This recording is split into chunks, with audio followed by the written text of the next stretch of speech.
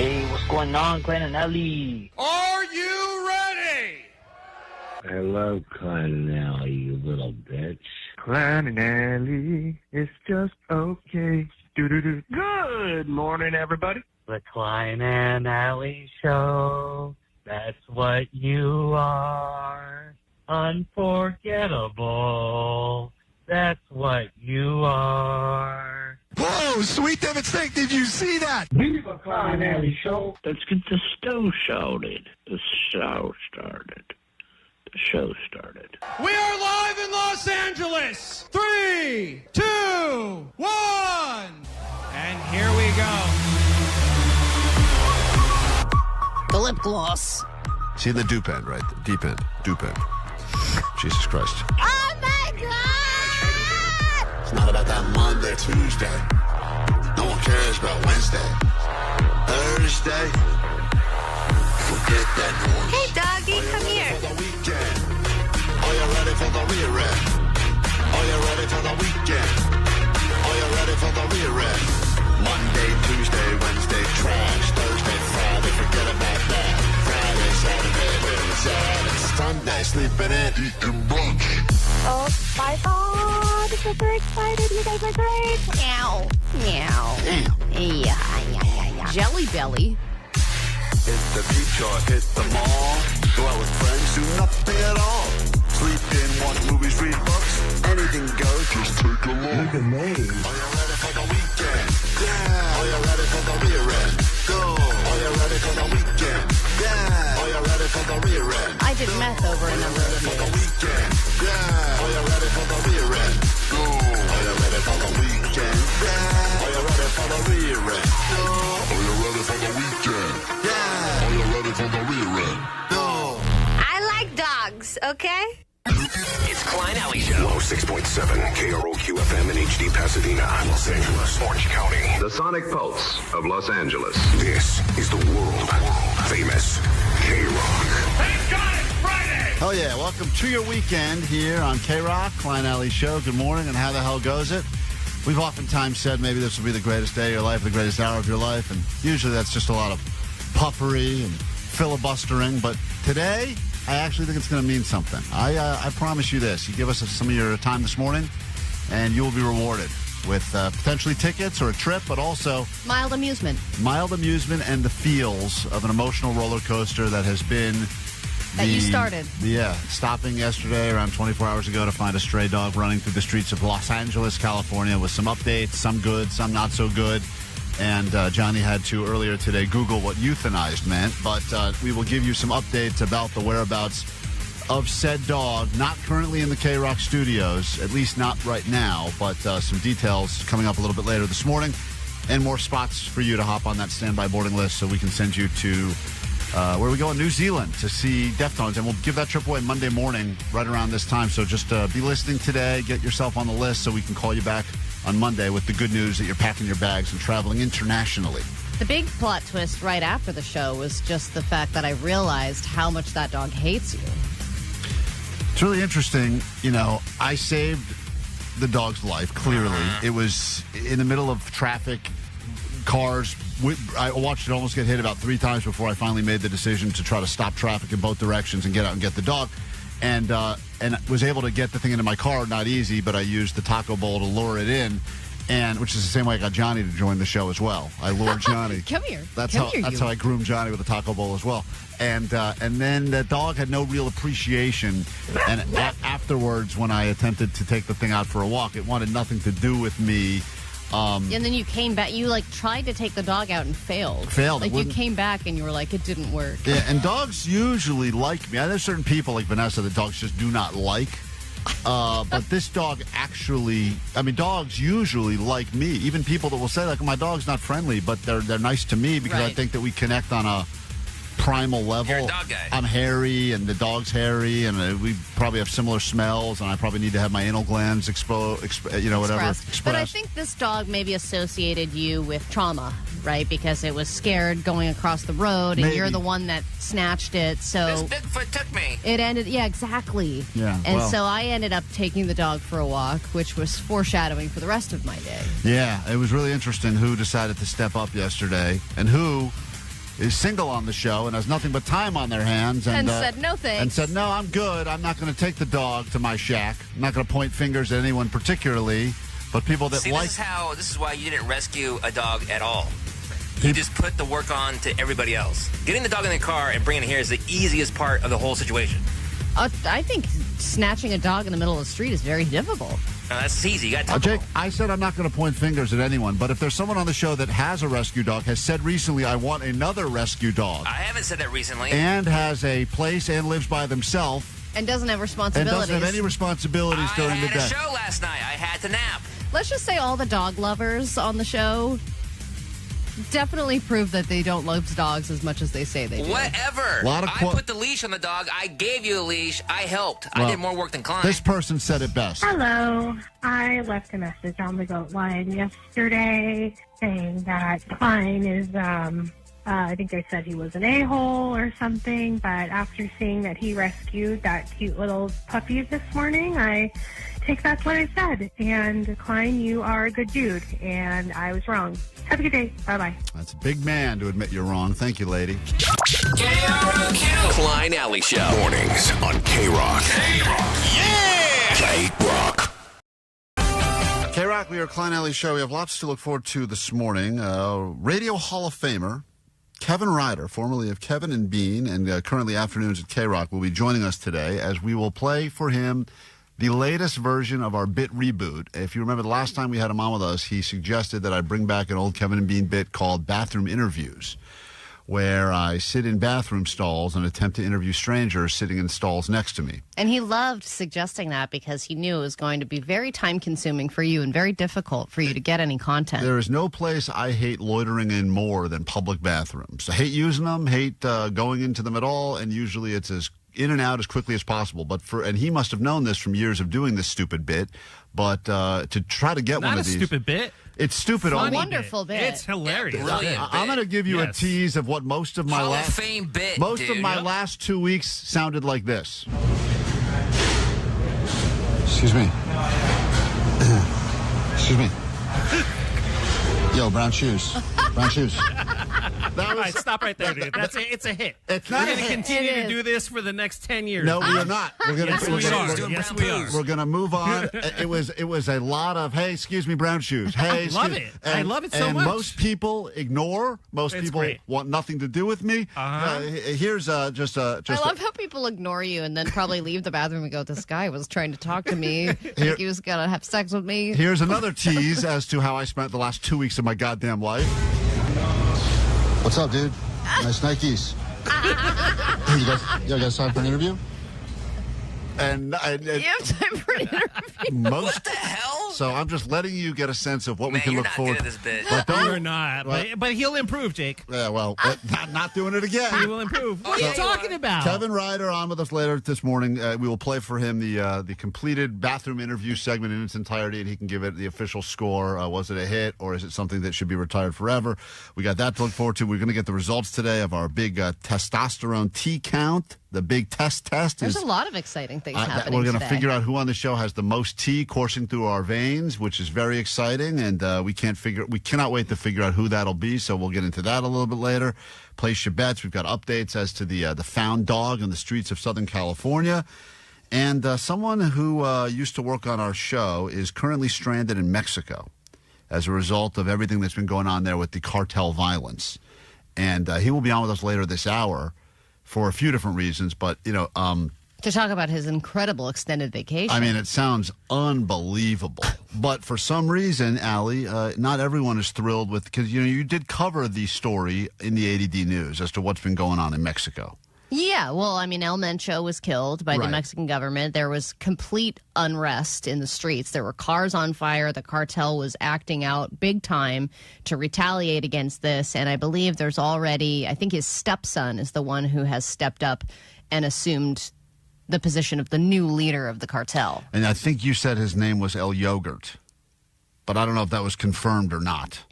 But then there were some people that were not happy with our coverage of it because they thought that we were not giving it the gravity of the situation that it deserved. But I felt like we delivered it as it was happening. I'm trying to find these messages. I mean, apart from sharing what's going on, Right. I don't know what, obviously cartel activity has been a huge problem in Mexico for a lot of years. Yes. And it was a big win for the government that they were able to get this guy. But, of course, a lot of people were sheltering in place. Schools were canceled. We talked about all that stuff. But this one woman particularly who claims that she was a big fan of the show but is not going to listen anymore because of how we covered the story, which is never good when we lose a listener. It's so hard to get any listener, and then you get one, and then they call and they say, I don't like what I heard on the air. I'm not listening anymore. Well, it was bound to happen then. If it wouldn't have been that, then it would have been something else. Something else would have set her off. But she was not happy specifically about that.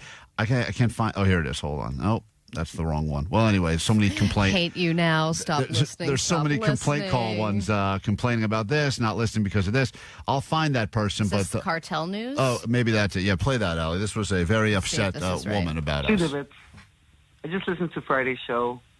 Can we get a new podcast with Allie? No. Reading about Cartel News? This is not. Okay, this is a different Cartel News. That's a good cartel call. Yeah, that's actually that's someone who wants more cartel stuff. Okay. Yeah, this one, Jake. I don't know if you remember what this woman. She was very upset with us, and I'm looking for it now. She was like, so much so, and it always hurts when someone goes, I really do like you guys, and I'm a fan of the show, but I couldn't handle the way that you handled that. And I go, I listened back to, because people complain about the show. Usually I assume they're wrong and we're right. And I decide to listen back, and I go, let's see, did we cross lines? Did we give this woman a reason to decide to never listen to the show again?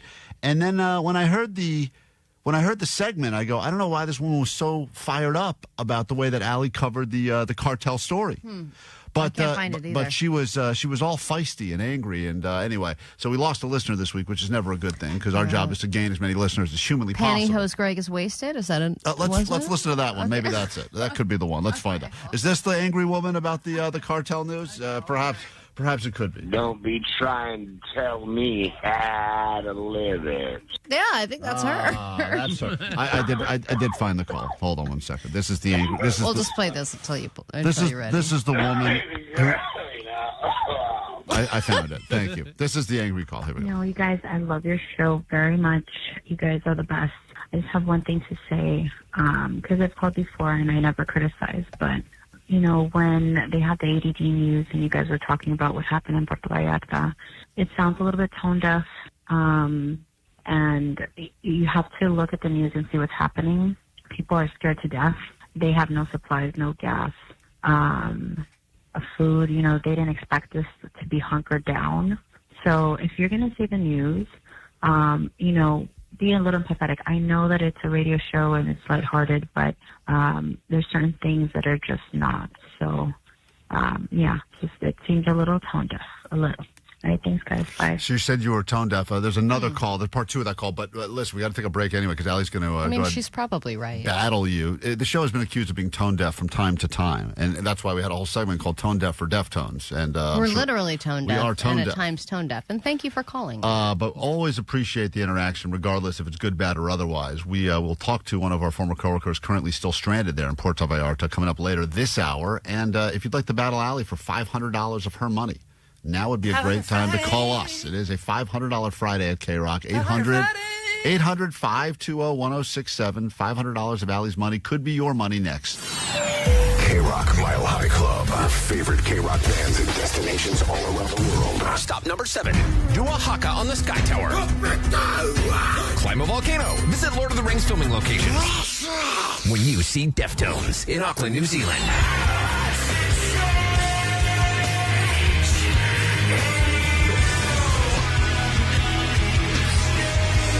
Listen every hour from 9 to 6 for your shot to get on the standby boarding list. Courtesy Warner Records.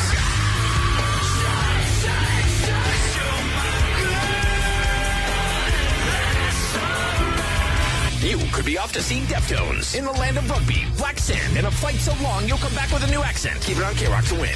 K-Rock. KROQ. From DTLA Law Group Accident and Injury Attorneys. Accident to work injury? Visit calldowntown.com for a free case review.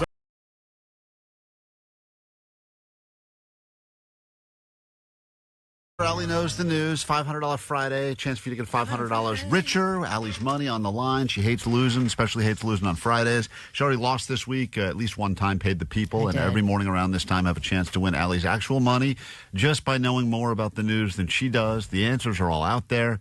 You don't have to be a genius. You don't have to be a rocket scientist. You don't even have to go to school. You can just look at what's happening in the world, and if you're able to come up with the answers, you could take Allie's money, although, listen, there's a ton of times people have accused us of shenanigans here, and then there's a ton of times that people have accused the contestants of shenanigans, and I want everyone to be aware of at least this guy knows that we are on high alert for any cheating that goes on. Hey, Klein and Allie show, Sweet Did.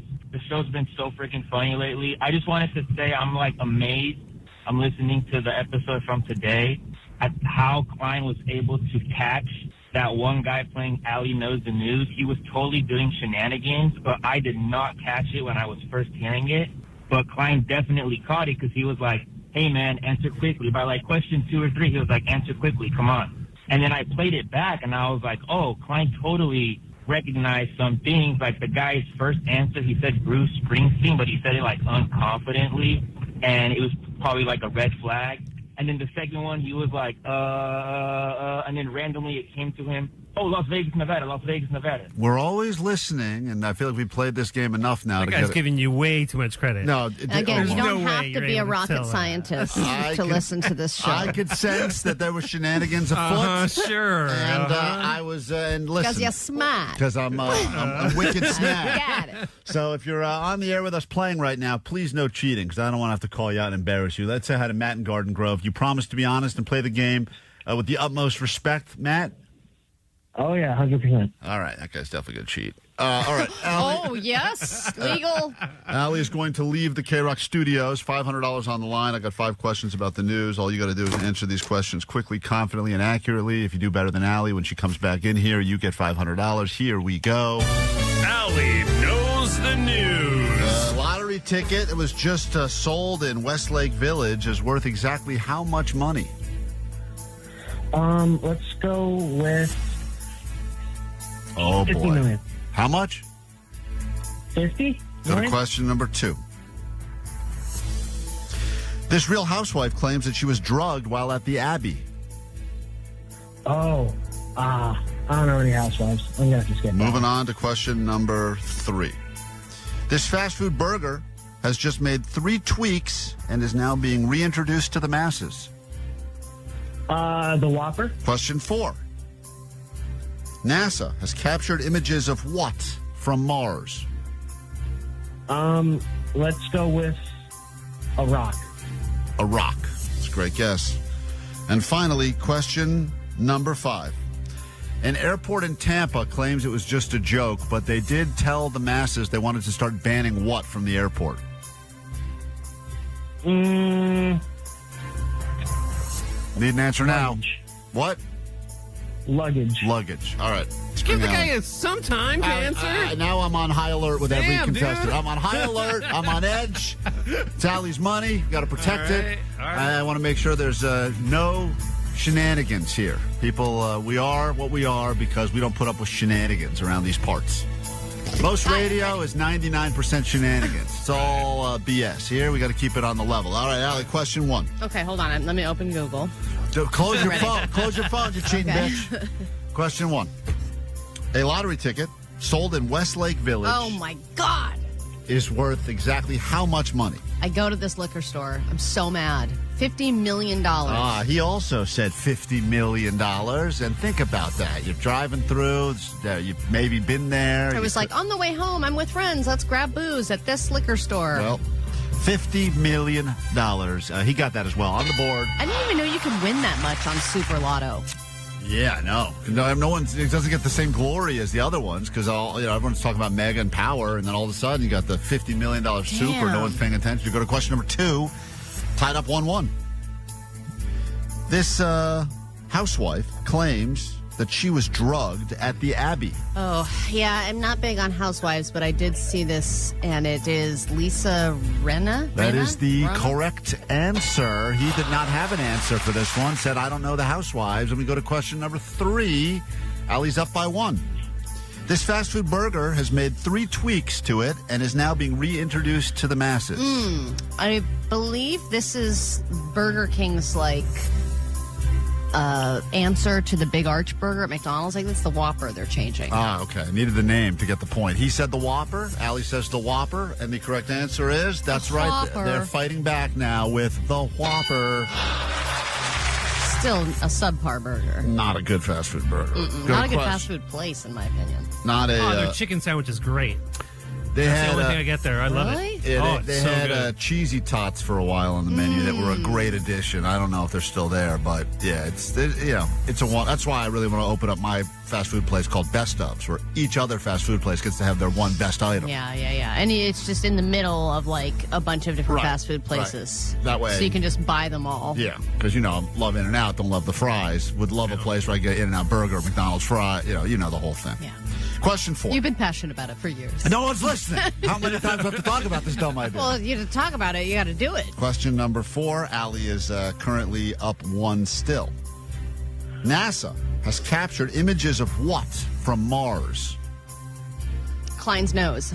I hope the joke was worth it, Allie, because you don't get the point. It was worth it. I'm going to give the point to Matt, who said rock, because they claimed that they had captured images of spider webs from Mars, but the spider webs were actually Martian rock formations that resembled spider webs. So the correct answer is actually rocks, interesting rocks that look like spider webs. It's getting a lot of buzz right now, and Matt gets the point. He's tied it up. That's ridiculous. That is tied up a $500 We found an Friday. interesting rock on Mars. That's news. And we go to this final question now, and it's all tied up. This is very exciting. Anyone's game. An airport in Tampa is now saying it was just a joke, but they did make news for saying they wanted to ban what? Pajamas and Crocs. Pajamas and Crocs. All right. He said luggage. But the correct answer is the airport did put out a statement saying they were thinking about banning all pajamas and Crocs. And then, of course, getting some backlash. This is just a joke, everyone. Relax. The Croc community came after them hard, and that is the correct answer. Matt, I'm so sorry. You were in it till the end, and then sadly, Allie took you down on a Croc question. And what must you shamefully admit over the airwaves of K-Rock? Go ahead. I'm Matt from Garden Grove, and Allie knows the news. I appreciate you playing it honestly, though. At the very least, you have your integrity, and I know that's not worth as much as $500, but integrity. Who cares? Congratulations. After this Alice in Chains song, former coworker of ours that is currently still stranded in Puerto Vallarta. Talk about what's going on there, and he'll be on with us next on K-Rock. K-R-O-Q. Klein Alley Show. Mornings on K-Rock. K-Rock. Yeah! K-Rock. K-Rock, Klein Alley Show. I had a very interesting week for a few reasons, but one of the dumb things I did, and you guys know I'm not great at booking trips ever because I've done the thing where I've booked 4 rooms for one night instead of 1 room for 4 nights. Mm-hmm. I have booked a trip booked a flight recently that was supposed to get me from here to Arizona, but I didn't realize it took me through Florida first for a layover there. Had to cancel that trip. And then there was the trip I booked during COVID times that I never actually took because I was just booking it to get the feels of a trip, but I accidentally had booked it, reserved it, and paid for it. I feel like when I book things, I check it a zillion times, and I still feel so paranoid that I've made all the mistakes that you just said. Spring break is coming up, at the end of March into April, and my kids are off school. We had nothing planned, and I decided that I was going to just at the last minute try to book like a weekend or a long weekend in Mexico. And then after booking this trip, I told some people, and they said, what are you doing? You can't go to Mexico now. And I said, why not? And they said, because of everything that's going on there. I said, yeah, it's going on there now, but I feel like it's going to get better over the next month. And people were making me feel like I was crazy. And they're like, dude, it's completely destabilized there. No one knows what's going to happen. Why would you take your family there when they're threatening to off American tourists? Yes, but then you also have to think about the people who depend on tourism in those cities. Of course. And how they are going to be hurting because people are afraid to go to Mexico now that there's unrest, which I think, like we were talking about before, I think there is always a level of unrest with the cartel activity. It just happens to be really bad right now because El Mencho got killed. Right, but I've been going to Mexico for a long time. A lot of fond memories there. Spring break, college stuff, Mexico, got engaged, Mexico, got married in Mexico. I mean, I just have a lot of fond memories. And yes, many times we've gone, there have been, quote, issues in parts of Mexico, like there are issues in parts of America, and then people weren't going to want to come to the United States because of all the riots and all the things like that. And you read that stuff and you're like, oh my God, the whole country's country's dangerous. I don't want to go there. All right, and I would hear things like people would say stuff like, man, it would be the equivalent of like something happening in New York City and then being like, I don't know if I should come to California right now. It seems a little crazy in New York. You're like, that's completely unrelated. Totally. It's a different place. We're having 85-degree weather. We're having 90-degree weather today in L.A., and it's a blizzard in parts of the... It's very... So, regardless, I had planned this trip. I booked airfare. I booked a hotel. And then I got... Cheap? Not cheap... Not as cheap as it used to be and not as cheap as it should have been, but it went, I found like a flight that I don't know if it just got added or something. It was just randomly happened to be a cheap flight. Oh. And then from there, but then by the end of the day, after hearing from people, I canceled everything. You got bullied into canceling I got bullied it? into canceling. Oh. And then I realized what a sucker. People made you feel what? Like you're going to get kidnapped or something? They said it's an irresponsible thing to do at this point. If you have kids. Not that I wouldn't go by myself, no problem. But you bring kids and stuff. Right. And then I started feeling like I'm a bad parent, so then I canceled. But...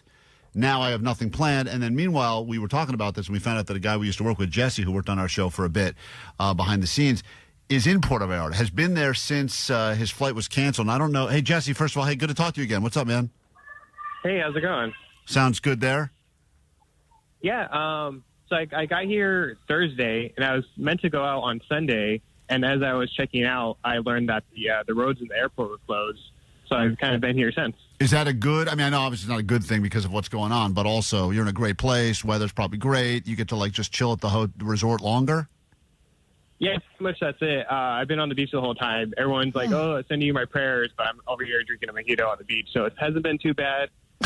Everything, I'm a bit outside of the city center. So when everything was going down on Sunday, I wasn't really getting affected. I was able to see like smoke in the distance. But kind of that happened on Sunday. Things were calm, but tense on Monday. And by Tuesday, the city lifted the red alert. And then on Wednesday, the schools were open and everything was kind of back to normal. Did they make announcements like in the hotel, like you're not allowed to leave? Because that was the whole thing we've been hearing here is that you guys were like forced to like hunker down. You couldn't leave the hotel. Is that Do true? not leave that beach with your Do not leave your mojito unattended. I mean, I definitely chose to stay at the hotel. They didn't really have to ask me, but the next day they did send a note that they were short-staffed because a lot of the people that work here come from town. They bus in. They weren't able to get to work, so they were short-staffed. They kind of only had the buffet open and none of the restaurants. Only the buffet. Oh, man. The greatest Sorry, thing to have Jesse. open. Our prayers are with you, sir. Here's a trough of bacon. That's all we could provide you with this morning. So when you're there at the resort, are you getting to stay there for free because they won't let you leave? Unfortunately not. The first night they gave us a discount, and then the rest of the nights we had to keep going back to rebook our room. Wow, interesting. Luckily they booked us at the same rate, but we had to keep rebooking, and eventually we gave up and just rebooked until Friday when the airline said that they would send us out. So you just gave up and extended your trip by a week. Yep. Mojitos aren't going to drink themselves, Allie. Come on, let's be honest. I think on Monday, domestic flights around Mexico were back, but only United Airlines was flying here, and then Alaska and American weren't coming in until Friday. They really actually started coming in last night. We're not able to get out here till this morning, so we just gave up and rebooked it. So the general vibes at the hotel, regardless of the fact that people were staying there because they couldn't get out and the roads were closed, et cetera, are people are just happy to be on the beach drinking as opposed to scared for their own safety. Would you say that's the general vibes? Yeah, I mean, Sunday, Monday, definitely different. A lot of people concerned on their phones, kind of wondering what they're going to do. But now everything's back to normal. All the stores are open. I went to town on Wednesday, and everything was great. So if you do have a trip booked, I wouldn't cancel it at this thanks. point. Great. Thanks. I just wish you had talked to Jesse. Wish I had spoken to you 2 days ago when I booked the goddamn. Because I looked again. Now the prices have all gone up again. Stupid me. Well, I just hope that people still do go on, go visit because, like I said, it's important for the people who are local there to work and get that money from tourism. So it's a very tourist-centric community. So if you do come, make sure you tip well because they're definitely struggling this week. All right. Well, enjoy your extended vacation. The guy's been in Puerto Vallarta for 3 months now. Just can't. I know. Seem Why to not get back. extend another week, Jesse, and just say like, my flight. You know what? The sun is becoming a little too much, to be honest. In a serious, once you get a certain days of vacation, Allie, the concept of going back to reality becomes harder and harder because once you get really used to it. You start really losing. You become feral almost. Yeah, you're like, I can't believe my normal life is not just waking up and drinking mojitos on the beach. I know. How much do you miss working on this show? And a serious question. I miss you guys a lot. I'm really upset that y'all switched an hour because it would have been really nice when I was there to start at 7 instead of 6. But yeah. Mm-hmm. Yeah. Yep. Well, we go later. You're really adopting that beach mentality. All right. There he is. He's officially he's on Mexican time now. He's on island time, right? All right. Well, listen, Jesse, it's good to talk to you again, and I'm glad you'll make it back here at some point, I guess. Yeah. Hopefully tonight, maybe. All right. That's our official gringo report from the beaches. Jesse, who's pasty white, is getting sick of the sun. He is the pale. By the way, all kidding aside, that's the palest person I've ever met in my life. It's very funny. How are you right now? And what is your level of How SPF? sunburned are you? Yeah. What SPF are you using? 5,000? 50. I was sunburned the first 2 days, and then I was like, all right, I'm going to stay in the shade for the rest of the week. He's the guy with that big giant hat and the long sleeves. Big hat, big T-shirt, hanging out. He says he's drinking his mojito on the beach, but what you don't realize is it's under a sheet. All right, well, listen, good to talk. Great to talk to you, and I'm glad you're going to make it back, and thanks for the update from Puerto Vallarta. Yeah, talk to you soon. All right, there he is. We should only send him to very bright locations from now on for the show.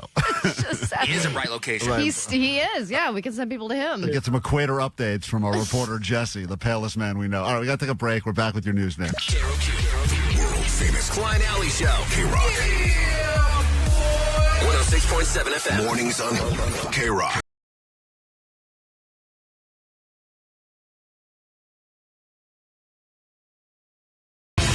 Time now for some news, and here's the person bringing it to you. Allison, you're being a prissy little bitch. Grab your Adderall. It's time for A.D.D. News. Well, Netflix has proven that the pull-out method works. Not for me. Not for Klein, but for Netflix it did. They officially pulled out of the deal with WB and Discovery, meaning that Paramount has won that big bidding war, and they will pay $108 billion for it. They will pay a certain amount in cash, and Netflix technically lost, but in reality, they won because, number one, they don't have $87 billion of debt now like Paramount does. Number two, they will get a $2.8 billion breakup fee, which is incredible. Wow. And number three, they just made a totally different deal with Apple to share the rights to F1 races. So they're going to be continuing to make money at their live events. And it seems like the bidding war was going back and forth, and then they were like, you know what? I feel like we're going to get ripped off if we keep going here. If we match their offer, this is just going to be a ridiculous thing where we're overpaying for the WB. And now a lot of people are expecting that they'll be fired just so Paramount can save money now and recoup the debt or to consolidate, I guess, the debt and to, cut costs wherever they can.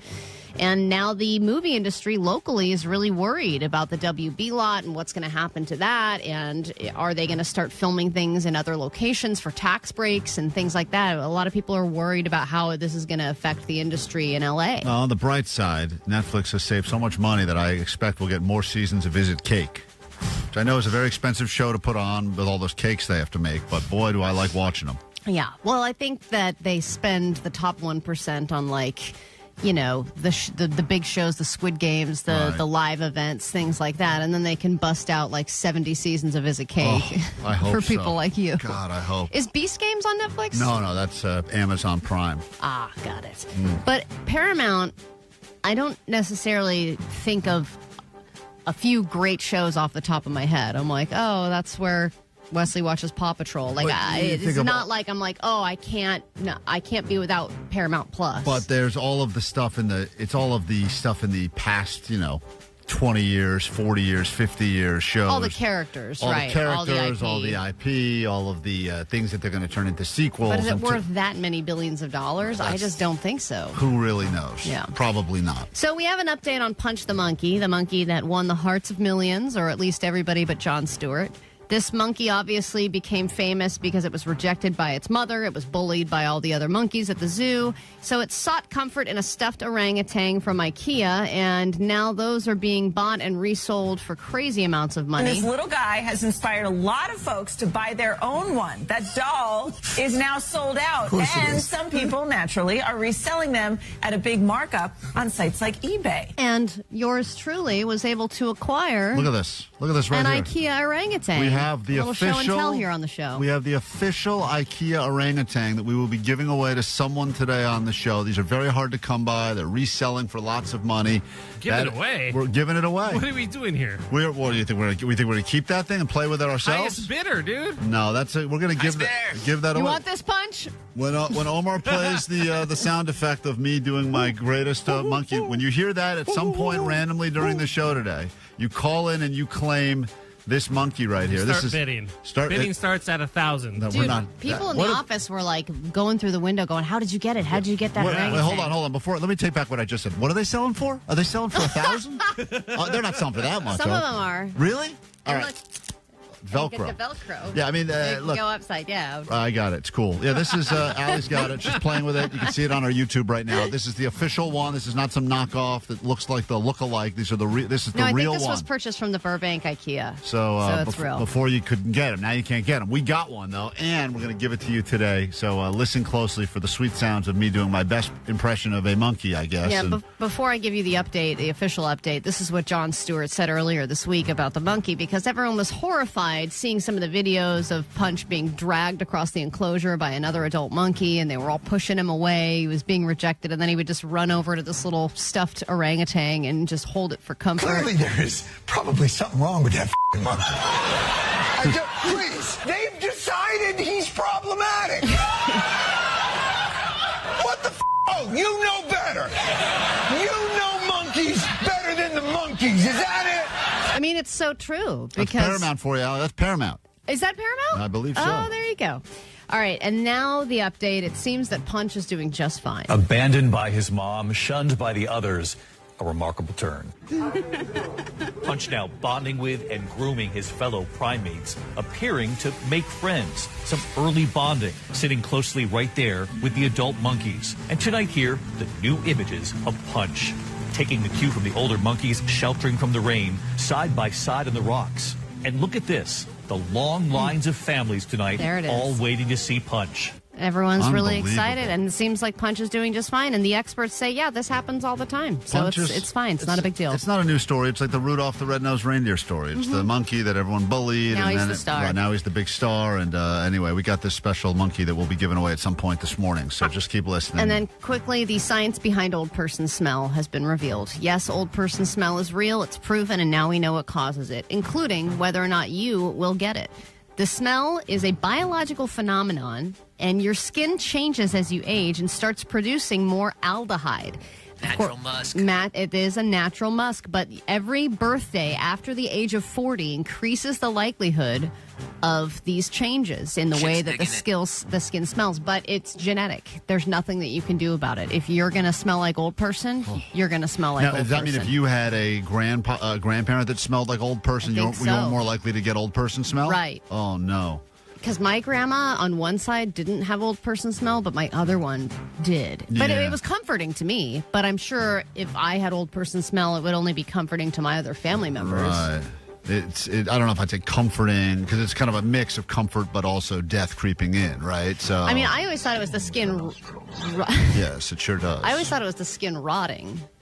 But it's just producing this aldehyde that makes it smell funky. Well, as we've learned from the elderly, it's nothing that enough baby powder can't take care of, right? To cover up. Mm-hmm. Oh, Or if you're a lady, I guess white diamonds or would be the really equivalent. thick floral perfume. Get into a brand new hour of the show. We do that right now for you, and I do believe this will be the greatest hour of your life. It's Klein Alley Show. 106.7 KROQ FM in HD Pasadena, Los Angeles, Orange County. The Sonic Pulse of Los Angeles. This is the world famous K-Rock. It's K-Rock. We are Klein Alley Show. It is Friday. We got lots to get into this hour, including the update people have been asking about all morning. What the hell's going on with that dog that you found on your way into work yesterday, roaming the streets? Picked it up from busy traffic. I brought it here. Spent most of the day trying to track down where it came from. It was a community effort. First, it was me rescuing the dog, being the real hero of the story. And then it was, Johnny watching the dog during the show yesterday. And I'll tell you, the hero baton has been passed. It had been passed, and then Allie ended up with the dog after the show yesterday. Pretty much everyone did their part except Jake, who loaned us his leash. Wouldn't shut up about it. Where's my leash? It was a lot of work. But I put the leash on, by the way, which was also hard. Jake did wrangle the dog from the garage. But we have some updates about this dog, and some people care, and maybe this will make you feel good about humanity, or maybe you will feel very different. We'll get to that this hour on the show. We are less than an hour away from getting your name on a standby boarding list, so you can go travel to New Zealand and see Deftones. Last day to get on that standby boarding list, and we give that trip away Monday morning. So be ready to claim your spot and win your way in, and so much more. It is, hold on, Allie. I know you want to tell the story from your side of things, because there's a lot there. Because it's about me. Because it's about Allie now.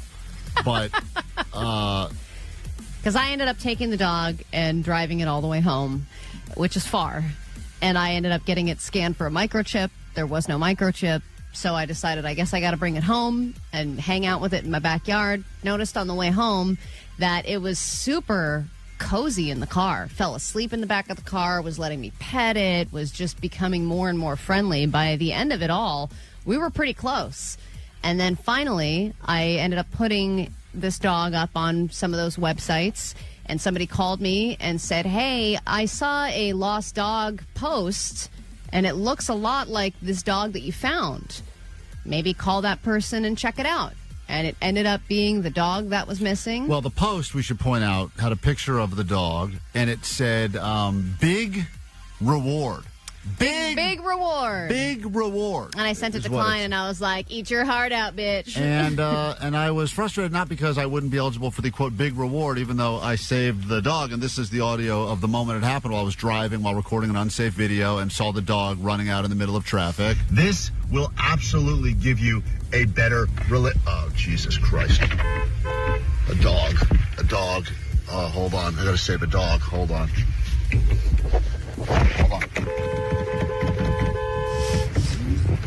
Me stopping traffic, both directions. Hold on. Then it's me getting out into traffic, risking my own life. Hold on. To bring a dog into my car and become the hero that I was meant to be. And Klein, when you hear the story of how this happened and how the dog started running around that area, even walking the dog back to that neighborhood, there was really no point in it, and you'll see why. And you'll see why the dog was so comfortable in the car. Wait a minute. You're saying there was no point for me to save that dog from running around in traffic? No. You should have saved the dog. Oh, okay, good. But Johnny walking it back to its neighborhood, that's not its neighborhood. Oh. Well, that was a stupid waste of our time yesterday. That was a waste of the time, but I think you'll find it'll be interesting as to why that dog was running around that area. I want to just, because Vanessa says that we have the woman on the phone now, but she's got a very limited time with us. So I would like to say quickly good morning to, is this Muriel? Good morning, Muriel. Yes. Well, first of all, I want to help you. I want to thank you with all my heart. And I did put big reward, even though I'm in a really dire situation right now, and I wish I had the money to pay you for risking your life for chasing my dog, of course. Well, listen, I don't need a reward at all. But if not, I would give you... No, Allie wants the leash. Okay. Jake will take half. He had the leash. I'm just happy that you got your dog back, and I know it was a lot of people working. You have no idea. I was praying God. I went on right away. I went to the pet link app, and then I updated the phone number and everything. And basically, my car is electric. It does electric the windows, and one of my dog opened the back window when I was doing a delivery, and it escaped, and my dog didn't notice. Yo, you're a food delivery driver? DoorDash.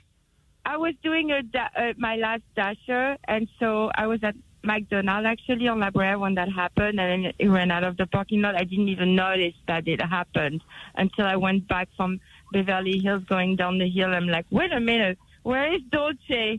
And that's when I really panicked. Well, listen, I would ask you, please, if you're not going to microchip Dolce, get one of those little collars that has your phone number on it. in case it happens again, okay? Absolutely, that's what we're doing. But he is microchip, and thank God that's how she was able to find us, Ali. And No.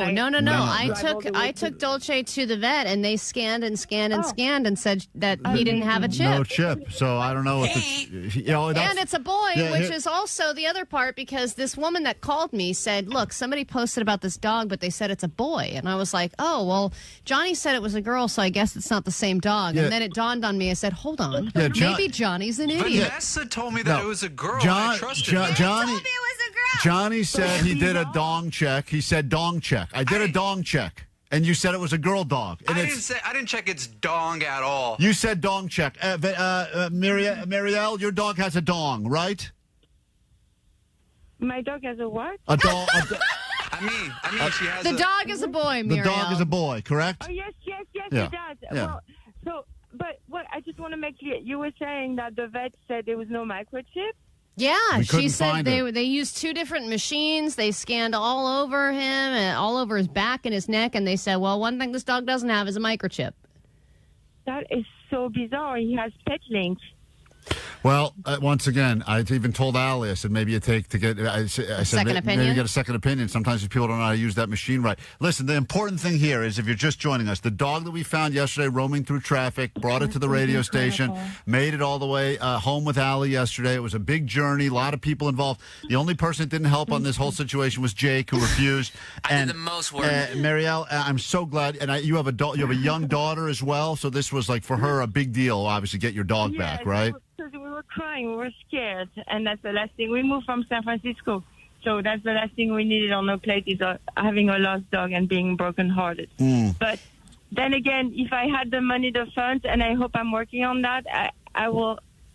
No, Muriel, You do guys not are my friends. do not give anybody a reward on this show. Well, Jake may need a Super Bowl ticket next year, so maybe start saving up. But in all seriousness, I'm glad you got your dog back. I'm glad we could play a part of that. I want to say thank you to the app. The app is really what got us dogs. I will say she's saying my name wrong. Klein is the guy. No, Paw Boost is where I put the dog's information, and within 10 minutes, I had received messages from 3 different people that were making the connection, and I actually ended up making a donation to that site because I was like, this is so great, this resource. Paw Boost, did you find a dog? You lost a dog. Paw Boost, thank you for what you do. And in the ranking of things, Muriel, who are you the most appreciative of? Is it the guy who jumped out and risked his life in traffic to get your dog? The one that called you and gave you the news that this was your dog? Or Paw Boost? Or the one who put the leash on him. Or the boy who walked the dog all up and down damn Wilshire. Or God. John. Your name is John, right? No, my name's Klein. Don't say John. And Allie. Jake. I'm John. Who is the real hero of your story? The real hero is the person who chased the dog, of course, who brought the dog to Ali. All of you are real heroes. All right. All Thank of you. Thank you. All of you. All right. And I'm so grateful. You have no idea. I wish there was more people like you. I would do the same. I've done it on Venice Boulevard a long time ago. I chased the dog. Took off my heels, stopped the lights, chased the dog, find the dog's owner after putting flyers everywhere in Hollywood. Came back to Venice, find the owners. Okay. Well, Muriel, if he hadn't chased the dog, then, Dolce would be still running around somewhere because you would have no idea where he was. Okay. Well, I'm glad it ended happy, Muriel. So you're amazing. You're my hero. You're all my heroes. Thank you, Ali, for taking such great care of my dog. It feels like you were his second mom when I picked him up. He was so relaxed. We really did bond. He was so chill. Well, Allie and your dog have similar hairstyles. Okay. Thank you, Muriel. Hey, congratulations. Thank you so much, and thank you for having me on this show this morning. And yesterday was a blessing. And Ali, you're awesome and gorgeous. Thank you so much. I appreciate Thank you all of so you. much. Now I'll pay you on the side. K-Rock Mile High Club. Favorite K-Rock bands and destinations all around the world. Stop number 7. Do a haka on the Sky Tower. Climb a volcano. Visit Lord of the Rings filming location. When you see Deftones in Auckland, New Zealand.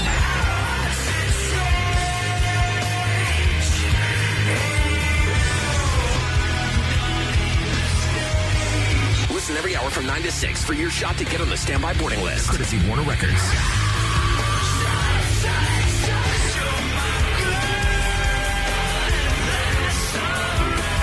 You could be off to see Deftones in the land of rugby, black sand, and a flight so long you'll come back with a new accent. Keep it on K-Rock to win. K-Rock. KROQ. From DTLA Law Group Accident and Injury Attorneys. Accident to work injury? Text injury help to 40222 for a free case review.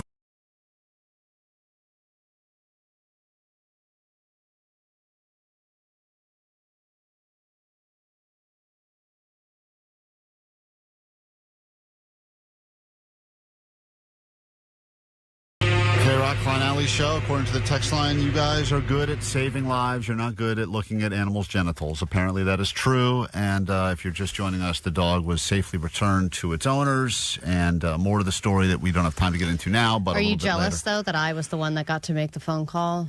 Yeah, you got all the glory part of being the hero, and but it is interesting that there was a big reward listed, and then followed by that was just kind of a claim of big reward. But the woman's got some hardships right now, so even Allie El Cheapo didn't demand "Where's my reward," which I'm shocked about. I never said that. Oh, Allie still wants a reward. We got lots to get to, and we'll get the results of our testosterone test next hour. Evolve will be back in here to read the results. We gave blood yesterday, and we'll figure out who on the show has the most tea. Speaking of tea, though, I want to ask you a quick question about TSA and what are the appropriate rules if you are traveling with people. Like, we're all leaving after the show Thursday next week. We're flying to Colorado to do a live broadcast from Breckenridge at Hotel Alpenrock. We'll be there for a live show next Friday. A week from today, the show will be on the air live. We're going to be 9,000 feet up in the sky, and we're going to be doing the show from the Hotel Alpenrock with a bunch of listeners that won themselves a trip there. And as we are heading to the airport and talking about our escape plan out of L.A. next Thursday, some of us have the TSA PreCheck, others do not. And when you travel with people, and it could be family, could be significant other, and someone's got it and someone doesn't, are you a bad partner or a bad person if you say, I'm going to go enjoy my short line without taking my shoes off, and you can go sit there with the riffraff and the zigzag through the ropes? Or do you feel like everyone, should do it together? Look, I'm the one who took the time to do that meeting. An in-person meeting. Right. At a very inconvenient place, at an inconvenient time to say, I'm not a crazy person. Give me that little green check mark. It's going to save me hours over the course of my life, and I am entitled to that time save. Just because my partner did not make the same effort doesn't mean that I should be waiting in line with the riffraff. Is your wife pre-check or is she not? She is, yeah. Oh, she is. So you guys have it together. So we have it together. But if we didn't, I would absolutely go through the other line and I would leave her. Let me tell you that up until very recently, my wife was not pre-check. And I was. And when I am, and the kids, they don't have to be pre-check, but if they're on the ticket with the adult, they get the pre-check as well. Mm-hmm. And I thought for a while, what an idiot she is. I'm breezing right through with the kids. And then I realized she's playing me like a sucker because she gets to hang in line and be on her phone for an extra 40 minutes uninterrupted while I'm now on the other side fighting with my kids to not go to the See's Candy cart. And but you're free. You're not in a line. No, I'm not free. She's free. You can go get snacks. No, you can fill up your water. She's in a line, dude. Being in a line sucks. Being in a line sucks. I realized this recently at Disney when I was the guy that decided I'm going to be the guy to wait in the line. I hate lines. If I'm in a line by myself and you have your phone, I could stand in a line for hours. It won't bother me because I'm on my phone. I'm doing whatever I want to do. I hate a line regardless. I don't want to be in a line. I'd rather sit in a little gate area and open up the vibe of the airport, man. It's all good. Yeah, you're walking around. You got a Hudson News over there. You got a little bar place over there. Yeah. You're like, should I get a beer? Who knows? The world is my oyster. I'm a pre-checker. So you'll ditch anyone. Pre-check, you will ditch anyone you're with because you're pre-check. So you get to that point where you're like, all right, I guess this is where we separate. I'll see you on the other side. You have no problem. And I will even sweeten the pot by being like, hey, I'll take the kid. We'll do bathroom. We'll do the whole bathroom thing. Right. I'll fill up our waters. I'll get us some snacks. I'm like the chore person. I'm like, you don't worry. I've got that all covered because I'm going ahead. Some people think that you're a bad partner and a bad boyfriend, girlfriend, husband, wife, whatever, if you do desert your other because you get the perk. And it would be no different than, let's just say you guys are at Coachella together or whatever, and one of you has randomly, I have a VIP wristband, the other person doesn't. Mm-hmm. And I think this happened, Allie, with you and your sister. This happened where someone else had access, and they basically, as soon as they got to the barricade, they left you. And you were like, oh, my God, I just got deserted because they had better access. Oh, yeah, my sister has better access for everything. And she has no problem taking advantage of that. And doesn't that make, as the person who's on the other side, doesn't that make you feel not so great? Yeah, because there's no offer for any kind of like, hey, I'm going to go ahead, but I'm going to get like something. Give me something. Just say, if you're going to be going ahead, buy me a water or just a little something, an advantage to being left behind. Does that mean when we go travel next week, you're going to buy me something? No, not you. It doesn't work for coworkers. I'm talking about like family and spouses and stuff like that. When you're like a group travel unit, you're in it together. Don't worry, Jake. I don't think they're going to make you take off your flip-flops at TSA. You're going to be fine. They're going to make you put on more shoes. 208. That guy's showing his gangly toes. Hey, there's Toby. Please cover those up, sir. There's Jar Jar Pinks over there. This is Cripple Cody. Me and anyone traveling with me gets to automatically skip the security line and the customs lines, and it's beautiful. So anybody wants to travel with Cripple Cody. And 330 said, my wife has PreCheck, and I don't, and she makes me wait for her every single time. Well, so you're just on the other side waiting? Well, listen, the last time I flew out of Burbank Airport, which was, I think, a few weeks ago, President's Day weekend, they did the thing where I got randomly selected to have my hands looked at, where they wiped my hands with a piece of paper, and they put it in the machine, and the machine started beeping, and then they said, your hands are testing positive for all sorts of problems. All sorts of problems. So then they had to stand me to the side, and then another man came in, introduced himself to me, put on like gloves, and he's like, I'm going to touch. I got to check your butt. He said, I'm going to check all. Both hands on them. He goes, I'm going to go up and down your body. I'm going to use the back of my hands because for whatever reason they feel like it's less invasive. Yeah, that is funny. They do like the back of the hand, like it's not creepy. All over my penis, balls, ass, everything. With the back of his hand? With the back of his hands. And were you aroused? And I said, can I just ask you what was problematic about my hands? And he goes, we don't know what it was, but you set off multiple sensors on the machine for whatever was on my hands. And it set off multiple things. What is it, like lube and stuff? I have no idea. I don't know. You're weird, like. No, I don't think it's the lube and stuff. Lube wouldn't set off the machine. It's got to be something that would be like in an. Were you smoking weed or something? Like maybe there was like some residue. Once again, I did take a bunch of weed out of my carry-on bag, but I don't think that would have set off the machine because that weed, I don't think they look for. It's got to be stuff that could be quote explosive, right? You washing your hands, bro? Could have been. Oh, I did pick up my dog's poop in the morning. With your bare hands? With a bag.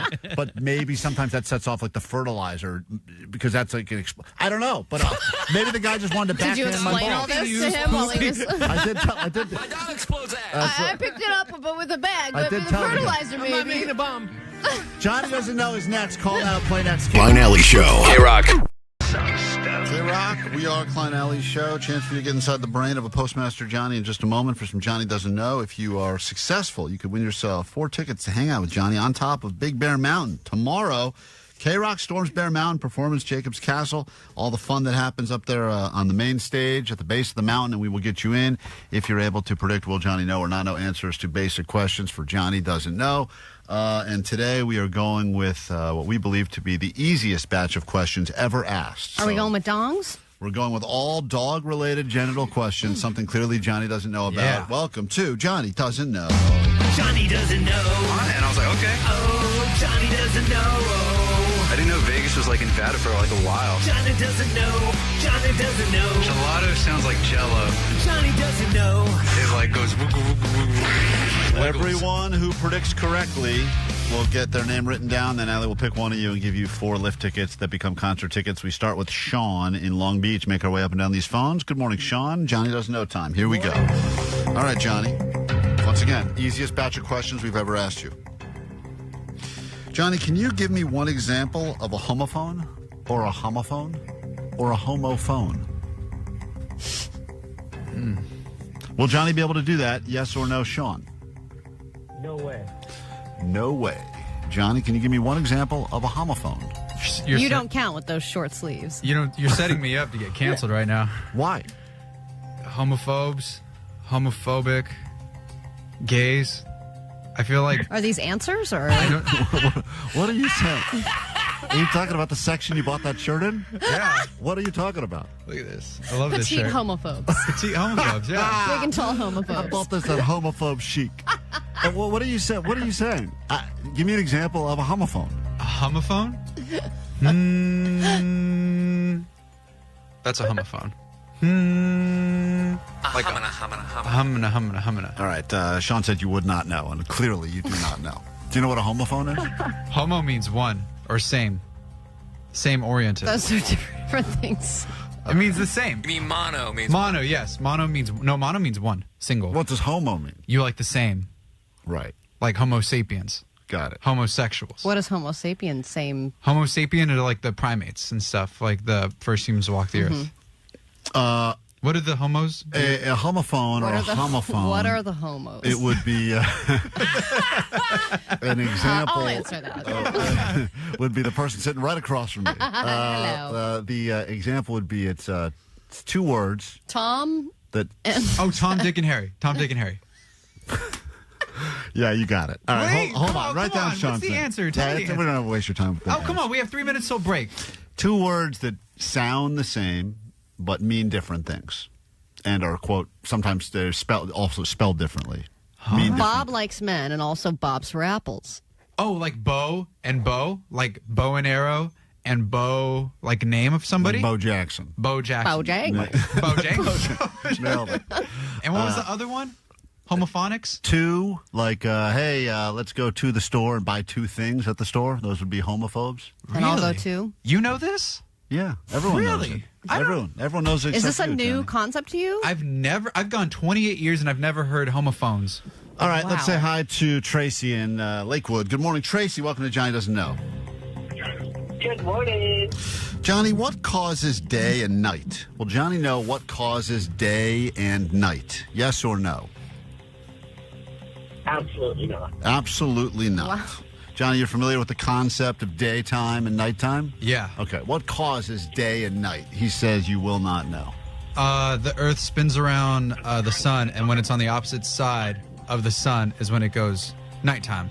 And when it's when we're closer to the sun, it's when it's daytime. Okay.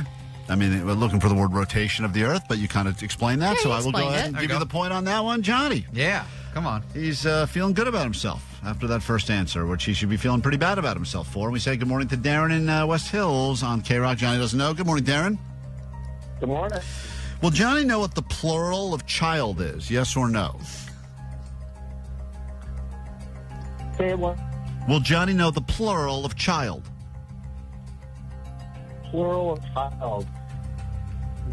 Do you? Does this guy know? Is the answer no? You don't think he will, Darren? Yes or no? I don't think he will. All right. Johnny? He says he's no confidence in you. Johnny, what is the plural of child? Children. Wow. Okay, What? Johnny. The hell? Wow. Did not you. think he would get that. Let him cook. Gustavo in Tarzana will have the next opportunity. 2 people have gotten incorrect guesses. Only 1 person is currently in the running to win these 4 lift tickets to K-Rock Storms Bear Mountain. Johnny will be up there, so you can go see how smart he is at higher altitudes. Good morning to Gustavo. Welcome to K-Rock. Hi, guys. Good morning. Morning. Johnny. Mm-hmm. What are the 3 states of matter? Will Johnny know this, yes or no? Oh, yes. Okay. With confidence. Johnny, what are the 3 states of matter? Again, shout out my girl Mary Bates. Master Bates. Solid, liquid, and gas. Johnny going on a streak. Say New York, California. That's what I was thinking he was going to do as well. Oh, I remember that one. Johnny, well done. And we have time for one final question. Mark and Encino will get the opportunity to predict whether or not only 2 people have predicted correctly. Mark Encino, final question for Johnny Doesn't Know. How you doing, Mark? Good morning, sweet dibs. Animals that only eat plants, Johnny, are known as what? Will Johnny know this, yes or no? No. Okay.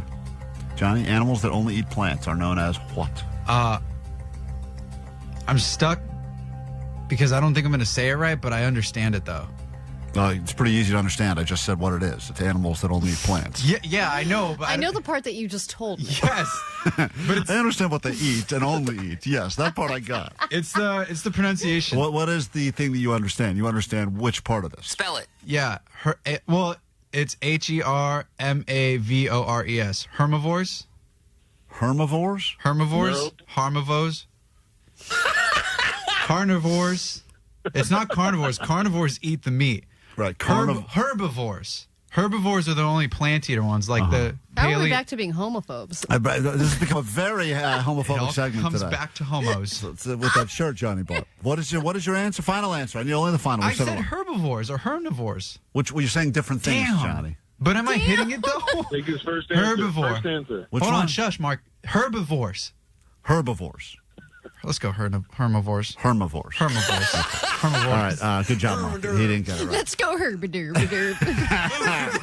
That sounds more right. Herbiderb.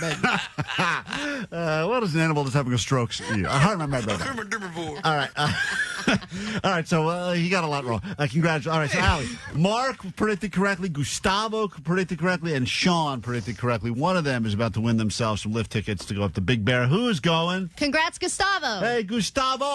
You're off to Big Bear, K-Rock Storms Bear Mountain. Hang tight 1 second, courtesy of Johnny and his lack of brain. Yeah, and I think they were saying the lift tickets are more expensive than ever this year. So you're really getting a good deal. Free ones are even better. Hang tight, enjoy your weekend, and we'll be right back with your news. And we have a spot for you on the standby boarding list to go travel internationally, see Deftones. We'll do that next. Transmission. KROQ FM. Klein Alley Show. Klein Alley Show on K-Rock.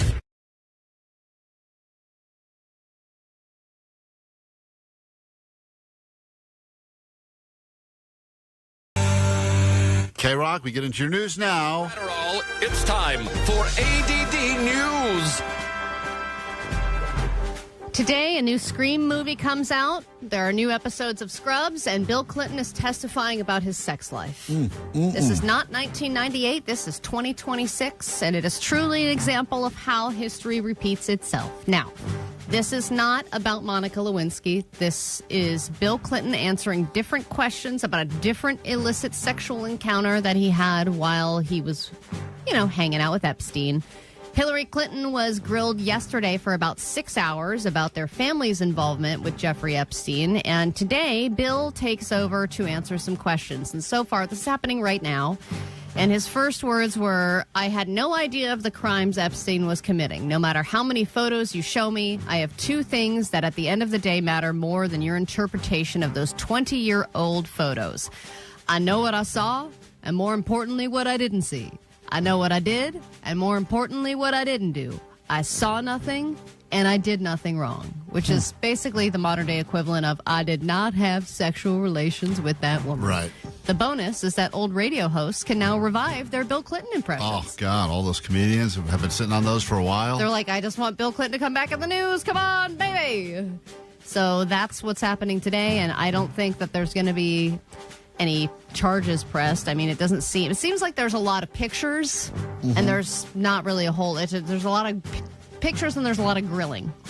And it doesn't seem like there's any kind of real evidence to put anybody away or anything like that.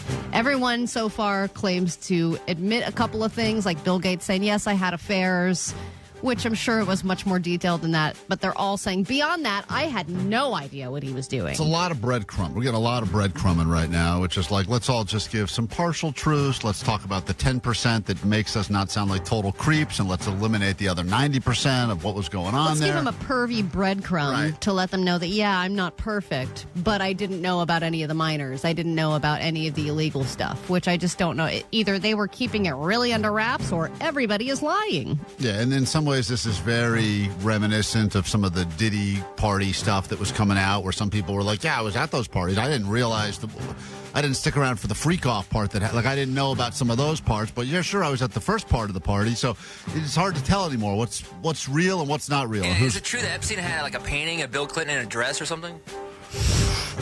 Not more I hope rumors. they ask him about that. Yeah, get that answer. I'm going to look it up. Okay. Why do you have you in a dress, sir? All right, now there's a new hobby that they're saying could help you age gracefully and help you with any cognitive decline. They've done some studies about super agers and why they have better neuron function than other people. Of course, we cover secrets like this in Old People's Secrets, but not only have they said that crossword puzzles are good for your brain and will help you age in a more graceful manner from the brain standpoint, it's also taking up this hobby. If you're looking for a new hobby, why not try birding?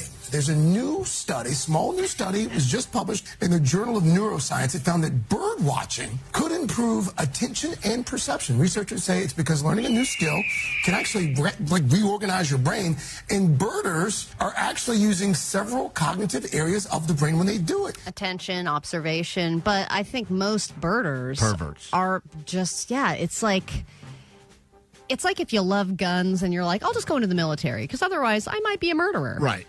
Birding. It's funny, when I saw this story, I was like, birding. Maybe I'll get into that. Omar does want a bird.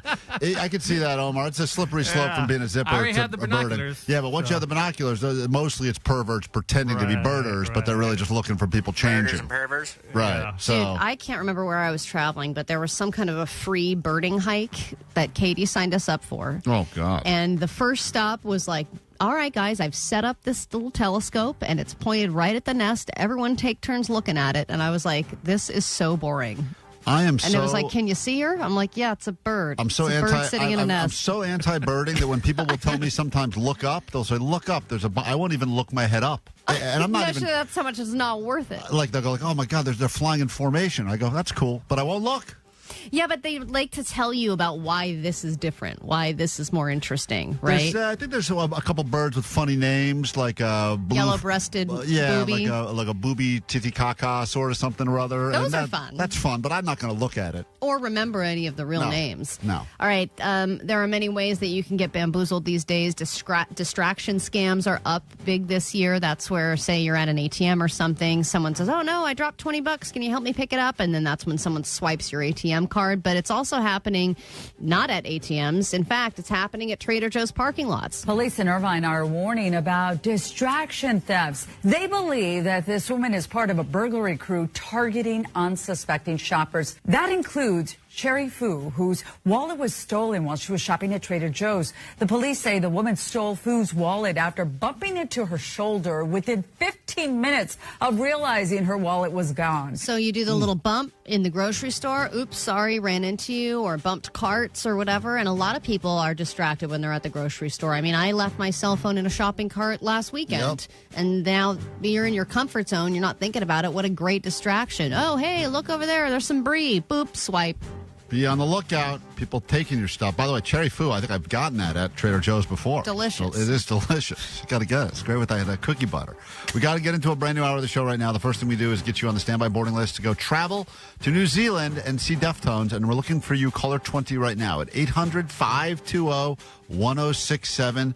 Let's go. It's Klein Alley Show. 106.7 KROQ FM in HD Pasadena, Los Angeles, Orange County. The Sonic Pulse of Los Angeles. This is the world famous K-Rock.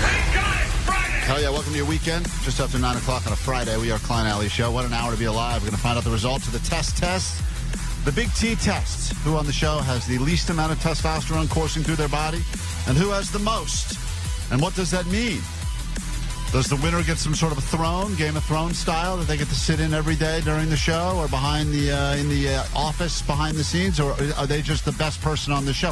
Why do we care? We're not exactly sure, but we got into the conversation, and we have the official lab results that I believe are like 99.999 or 100% accurate. So we'll figure out exactly who has the most T. Seems like a lot of people, or at least people in Southern California, are obsessed with their T levels right now. And hormone replacement therapy is definitely gaining steam. But I have a problem with the way we're going to be determining the winner. Why is that? Because didn't we say there's going to be the monetary equivalent of your number? Like, say you have 800 nanograms of testosterone. You win that money. Well, Vanessa and I aren't going to have those numbers, so we're automatically not going to win. The guys from Evolve, the laboratory that's doing this whole thing for us, they have figured out the way to make it even between men and women. I think it's going to be based on where we are on the equivalency.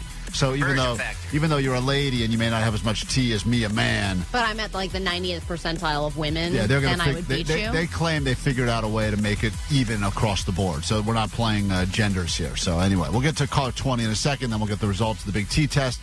And then the great Kevin Ryder will be joining us later this morning on K-Rock. But first, there's this. Hey, guys, sweet divots. Just wanted to call in and say that I love your show so much. I just want to call and remind you, you guys are very, very, very funny. You guys make my day. And I know you guys work so hard to put on a good show. And I want you guys to know that it's very, very appreciated. Your hard work shows, whether it's how tired you guys look. Now that is where, once again, we had what I thought was a compliment that immediately turned into an insult. This guy wanted to appreciate all the hard work we put on the show, which you can tell based on how tired we all look. And sound and So are. thank you for that wonderful call. It made us feel good for the first 11 seconds until that part. Or, just, you guys are greatly appreciated. I know your listeners love you. I love you. All right. So much. You guys are very funny. Thank you. You're welcome. Thank you. Do your part. Help us to grow the show, spread the word, and convince some other people to listen or download the podcast or check us out on YouTube for the first time where we are streaming right now. God, it is the equivalent of, those before and after photos of the president. Sure is. It's like, oh, look what the years of stress has done to this person. They're old and gray in just 4 years' time. That's the equivalent, but morning just radio in version. Radio years, K-Rock radio years. We say good morning to caller 20, which puts us on someone by the name of Nicole. Hello. Hello? You are the 20th caller. Oh, no way. True story. You will be on a standby list, final day to get your name on the list, and if we call you back Monday morning, you're packing your bags, and you're going to go to New Zealand to see this band right here. Hope you're excited. I am. Oh, my gosh. Thank you. You're very welcome. More chances to get on that standby boarding list every hour, all day long. Give that trip away Monday morning. To get you in the right frame of mind for winning, here are your Deftones on KROQ. KROQ. Klein Alley Show. Mornings on K-Rock. Yeah! K-Rock. K-Rock, Klein Alley Show. When we're not around, and it seems like we're always around with those extra hours, but when we're not, there's a goal line for you, 844-956-GOAT. And there's been a lot of comments about the Krispy Kreme stock as of late, and since Jake started going in for free donuts. Two tips, guys. Just looking at this Jake endeavor that he's on the Krispy Kreme, you guys, I think, are the cause of their stock jumping 15% today. Wild. Like, what is happening? Crazy. Keep going, Jake. Make it 100. We were making a comment about how low the stock was because all they do is hand out free donuts for any reason. Jake's been on a streak there of getting free donuts, and it turns out you can just walk in and say anything. They'll give you a donut. And apparently the stock, when we talked about how it was just completely flatlining from $20 down to like $3, since we brought that up, it has been rebounding. Well, you guys are having quite the impact on Krispy Kreme. Well, specifically Jake. But I checked the stocks this morning, and it went from $3 to $3.83, which was a 27% jump in one day. So we got a lot of people that are commenting on it, and a lot of people that are saying that they loaded up, and I don't know what... myself included, and it's gone down since. Okay, well, I figured once Allie decided, because this is a with Allie, it's guaranteed. I'm the biggest mush, yeah. Well, it had gotten up to $4, and I think I bought it at $3.89, and now it's at $3.50. So it has gone back down again since you purchased. Not down to $3, but yeah, but everything's down right now. Right, okay. I got it. But is your mush power more or greater than my anti-mush power? I don't know. Allie's got the ultimate mush power. Meanwhile, someone not a fan of us continuing to send Jake into Krispy Kreme, they say that it is triggering to them for a variety of reasons. Hey, guys, I realized today that I am using y'all for my therapy. This is a dangerous show to use as your therapy. And I know sometimes we're an escape, and sometimes people could start the day with a laugh or whatever, laugh at us, make your life feel better temporarily because you get to make fun of our lives. But not a great place to go for therapy, just like they say don't go to AI for therapy. I fear rejection to probably an extreme. And hearing Jake have to go into the donut shop is so anxiety-provoking for me that I typically turn it down or I skip ahead if I'm listening to the podcast because I cannot stand the idea of some kind of rejection, some kind of discomfort in that situation. Get used to it. Yeah, Jake, that's Jake's sweet spot is rejection. But. So, realizing that, I am now making myself listen to that segment, as uncomfortable as it is. Yeah. So, yeah, thank you guys for some free therapy. That's exposure therapy. But the good news is you don't have to fear rejection because it is impossible for Jake to get rejected at Krispy Kreme as they just hand him donut after donut after donut. Is it awkward? Yes. Is it still cringe? Absolutely. Very much so. But he's getting donuts. I thought she was going to say she was upset that they were being wasted. Yeah, that's the part that bothers me the most. I took a bite last time. He always takes at least a bite, and those things are only about 2 bites anyway, so he's half the donut. When we get back, we will figure out once and for all who on the show has the most tea coursing through their veins. Allie's been taking the tea, although she's off it now, but she took it so much that she was self-pleasuring in traffic. Yeah. We all gave blood yesterday. We're gonna get the results in a moment and figure out who is the biggest testosterone producer on the show. Which I think would mean if this was like back in caveman days, we would be the most important person in the cave. Yes, exactly. You'd be the king of the tribe or whatever. And I think you and Johnny are feeling like you've got a little like I don't. He's like, come on, bro, I'm gonna beat you. I think the odds are stacked against me for a few reasons, but also I wish. No, I think it's because and I don't know if this affects the results, but I didn't think about this when we gave the blood yesterday. I had self-pleasured the morning of yesterday morning before the show. Charge you up then, right? Was this before or after you rescued the dog? Right after. No, but before. I wonder she seemed a little... Before. But I'm saying I feel like my T may have been lower because of that. Well, we'll have to ask him if that affects it. I don't think it does. We'll be right back with the results of the big T test and much more after this. K-Rock Mile High Club. Your favorite K-Rock bands and destinations all around the world. Stop number 7. Do a haka on the Sky Tower. Climb a volcano. Visit Lord of the Rings filming location. When you see Deftones in Auckland, New Zealand.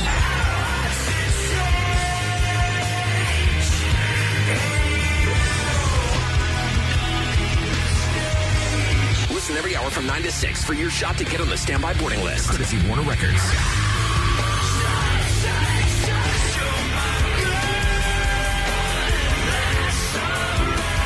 You could be off to see Deftones in the land of rugby, black sand, and a flight so long you'll come back with a new accent. Keep it on K-Rock to win. K-Rock. KROQ. From DTLA Law Group Accident and Injury Attorneys. Accident to work injury? Visit calldowntown.com for a free case review.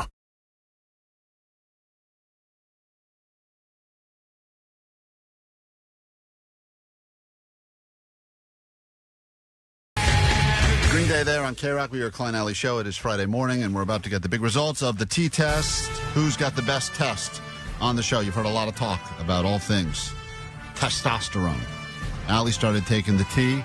Because it was recommended by a listener. She got so horny. We were talking about this on the air. Someone My sex called, life was great. Said they went to some place in Encino called Evolve. I didn't even get into this yesterday, but apparently because of our talk about Evolve, and Mike is in here, he's the founder, someone reached out to you, and then you ended up actually saving someone's life. And I bring this up now because in the last 24 hours, we've now saved a dog's life, and we've done a few other things. But explain quickly before we get to the results of the big T test.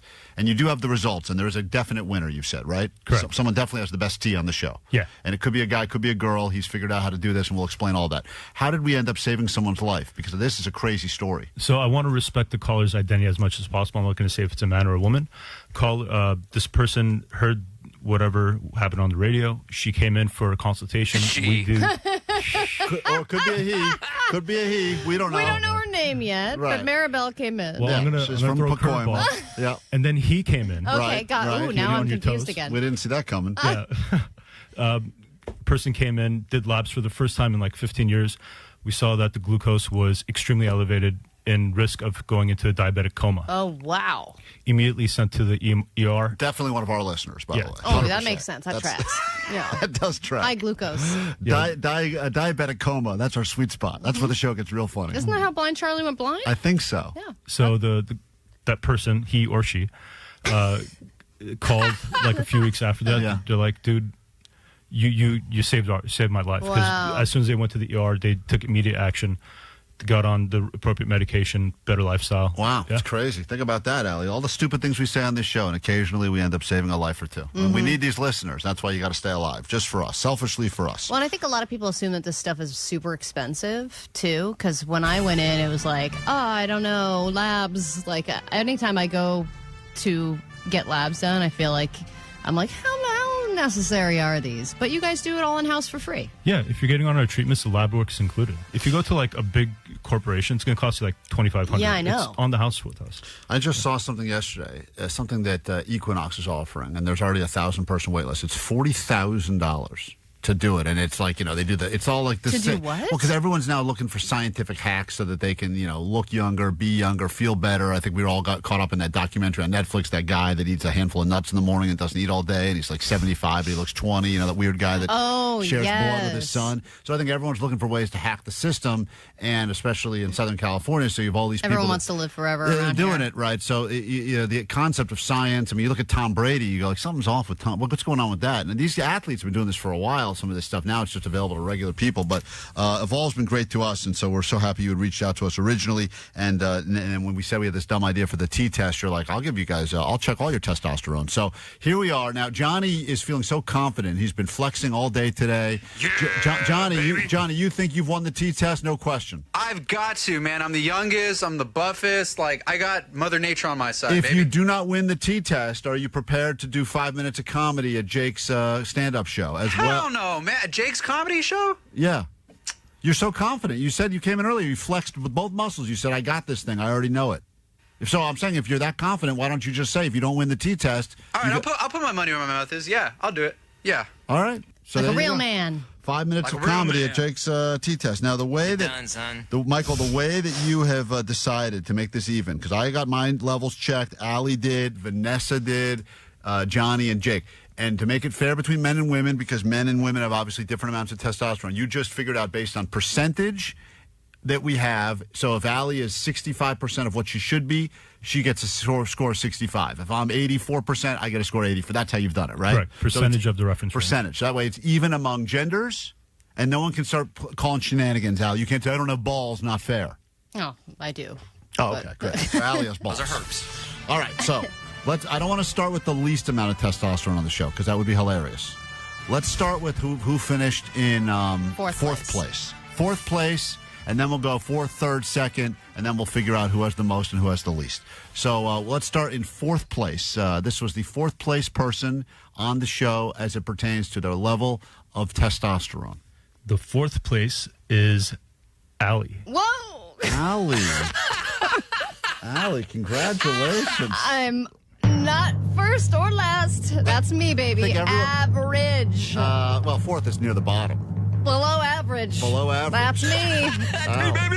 Now, Allie is not currently on the tee, but when you were very horny. Yes, I was. But when I originally got my labs done, they were on the low side, you even were for low. a woman. Okay, low for a woman. Yeah. It's interesting because you wear a lot of suits and stuff. Like you have a lot of. To mask the low T. Yeah, should this affect Allie's testosterone level, Michael, that she wears a lot of manly clothing, cargo pants, I'm wearing flannels? military fatigues right now. Wouldn't you think some of that would rub off on her T count or no? Absolutely. Yeah. Even how you stand, if you do like the Superman pose, that can slightly increase your testosterone. Are you serious? Yeah, absolutely. It's going to put us out of business. So these broad, bulky shoulders? Yeah, I can't believe. When Allie does drink whiskey, she has this like weird saloon walk that she does, and I'll tell you, it's like I just got off a horse. Yeah, it's like a very burly walk. Yeah, I'm shocked. I thought your number would have been higher. All right, Yeah, but Allie's in fourth place. All right, in third place, this person on the show has the third most amount of testosterone. They're not the winner, but they're not the loser. It is Jacob. Whoa! Jake? Average bros! You're a lady, Jake. Did Jake barely beat Allie or no? It is a 10% differential. Wow. Whoa, Jake. It's a lot. Jake, you were a D1 athlete yesterday. You're bragging about I'm a D1 athlete. I'm going to crush this thing. Now your D's like, boom. With the second, now this person is not the winner. They have the second most amount. My God, this means that you're either at the top or the bottom. You feel good. You feel good, don't you? I woke up with a rager this morning, which makes me feel good. But I'm just giving you a lot of information right now. Who has the second most amount of testosterone on the show? The second most is Kevin. Whoa, Klein. Oh, I'm so mad. Now, So hold that on. means number one is either Vanessa or Johnny. What a Johnny's already in the hall doing a victory lap, which makes me think that maybe he's wrong and maybe Vanessa somehow took this thing because we're all convinced Vanessa's savage. Yeah, dude. And she does have the biggest. She's got a lot of ferocity. She's got the biggest balls on the show, metaphorically. Mm-hmm, yeah. So I finished, and what was my number? Where am I at? Just out of curiosity. You want me to give the percentage or the number? Both. Percentage. Well, all right, fine. I want both. Fine, give both. Okay. You are 1,100. Wow. Your percentage is 110%. 110%, baby. Always got to give that extra effort on the T, Allie. Oh, my. So someone had more than 110%? Wow. All right. Oh, wow. This is exciting now. Now I guess we should go to the winner of this thing, because that will determine who had the lowest T on the show. So with the most amount of testosterone on the show, I thought I had a chance at it. I'm so bummed. With the most That's amount still of a lot, though, Klein. 110% of T, baby. Ugh. The most amount of testosterone on the show belongs to who? At 115% of the reference range is Vanessa. No way!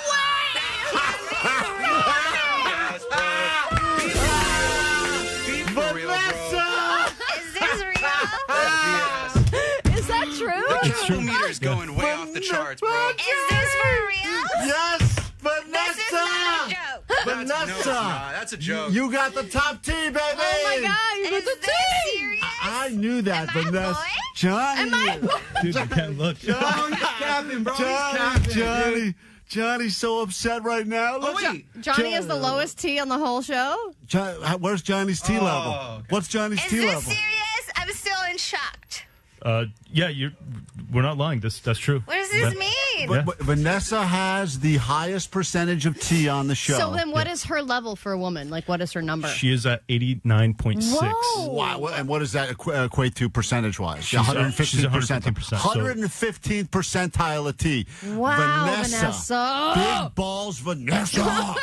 You from now on, you are now. We're going to move on from the dog thing. It's all this now. Yeah, you are Vanessa. No wonder I'm so aggressive. That explains a lot, man. Cool. How do you feel? That's awesome, Vanessa. I don't know if this is a compliment or if there's something wrong with me. There's nothing wrong with you. Mine was at 19, I think, when I first did it. Vanessa. What is and let's talk for a second about the saddest person on the show now. How low the man is who must do comedy? How low? This is cap, man. This is cap. How low? There's no way Vanessa could get somebody pregnant and I can't. Shut up, girly man. There's no way. I hear a little lady talking. Hold on. What was Johnny's low number? You want the number or the percentage? Both, please. Okay. Percentage is 46% at 624. Wow. So is that in the average range? It is. I mean, it seems like it's right in the 40th, 50th percentile. Yeah. So right in the middle. He is kind of right in the middle. Yeah, he's in the middle. Johnny, so you have the lowest T on the show. Yeah, right. Dude, it's true. We did lab work. We did not do anything to Michael to change his... Cap, whatever. What do you mean cap, whatever? Am I going to trust the laboratory or the guy who says cap, whatever? Me, the guy in the crop top. Trust me. Johnny, you have the low T. You are low T, Johnny. Yeah, right. All right, whatever. When is this comedy show? 13th. God damn it. We have to do all girl material now. Johnny, you're gonna relate. I might be on my period that day. Oh yeah, I bet you will be. Wow. Okay. Fascinating. Vanessa, I never would have got. Good for you, Vanessa. Yeah, look. Wait, one more time. Is this real? Yes. Real. These are the real. Johnny, what do you? Klein has so much respect for you, Vanessa. I really do. Vanessa, you want to go lift together after the show? I'm like having a conflict in my brain. Like, what does this even mean? Vanessa, did you also wake up with a rager this morning? Hey, Vanessa, I woke up with a rager. How about you this morning? No. Okay, well, think about it. Well, Michael, fascinating results. Evolve, cannot thank you guys enough for doing that. Evolve Anti-Aging on Instagram. EvolveAntiAging.com. A lot of people reached out to us about you guys since yesterday. What is Vanessa's serious now? As a lady with a huge amount of testosterone, what does this mean for her? Does this explain why she's all heated all the time and yelling at me? What are the tendencies of a woman with high testosterone? Excellent libido, energy, cognitive function, being locked in, having excellent memory recall, good body composition, just so many good things. Wow, wonderful. Maybe I wonder if that's because she's been running a lot lately too. She's running constantly. Yeah, that's true. You have been running a lot, Vanessa. Yeah. Does that have to do with Vanessa, don't turn this into a negative thing. This is a great thing. Yeah, and 323 pointed out that you're probably not going to get pregnant. You're going to impregnate somebody. Yeah, you're going to impregnate someone. Vanessa's in there breaking stuff in the other room now. She's all teed up. That's all right, Vanessa. Get her into a rage room. Take a chill, all right? That's exciting. Wow, okay, if you're just joining us, breaking news. Wow. Lab tested. Vanessa has the highest T on the show. Unbelievable. Higher than yours, higher than mine. percentage-wise. And then the loser, the man that was so confident he was going to win this thing. And the man with the mullet is at the lowest. Low T Johnny. Unbelievable. That's BS, man. All right, well, anyway, what an exciting Cap on this day. company. Cap on you. Stop. Thank you, Michael. Thank you for letting us take all of your technology and make it the stupidest thing we could have done on radio. Big Dog Vanessa. Yeah. Someone said they're going to charge Vanessa for 3 seats on this flight to Denver with all of her balls she got to bring with her. All right, Vanessa, congratulations. Anything you'd like to say as the Big T champ? Let's go. Yeah. Let's go. All right, thank you. Michael, what a ridiculous way to start our weekend. So there you have it. We're all technically normal, but if you're keeping track, Vanessa is the most T on the show, followed by me, and then you got Jake, and then Allie, and then bringing up the rear is Postmaster. Johnny boy. Low T Johnny. All right, it's K-Rock with Klein Alley Show. Klein Alley Show. Mornings on K-Rock. Yeah! K-Rock. K-Rock, Klein Alley Show. I don't even know where we recover from there. That was crazy. You know what, though? Someone's pointing out they showed an old podcast episode, and they said it was obvious that Vanessa was going to win for lowest T, and they gave us this clip. Highest T? Highest T, excuse me. Listen to this. This is a voice memo journal. I just wanted to open TikTok, but I can't lie. I did open it after finding out my resolution. But I feel like it hasn't started until we all have been gone, dude. That's that T, baby. Wow. You can hear that T coming through. Creeping in. Vanessa, winner of the T. I don't know what's funnier to me, that Vanessa won it or that Johnny lost it. Either way. Equally funny. It's so great. And the fact that Johnny's so mad, too. He's so mad. But he's like, no. Yeah, he's girl mad. Someone said Johnny's new name is Joni now on the show. Postmaster Joni? Postmaster Joni now. Joni doesn't know. Joni doesn't know. Whoa. We'll have to change everything. So there you have it, the big results of the big T test. Next hour on the show, it's no time to dwell in this stupidity. We must move on. Next hour we have even dumber things to get to.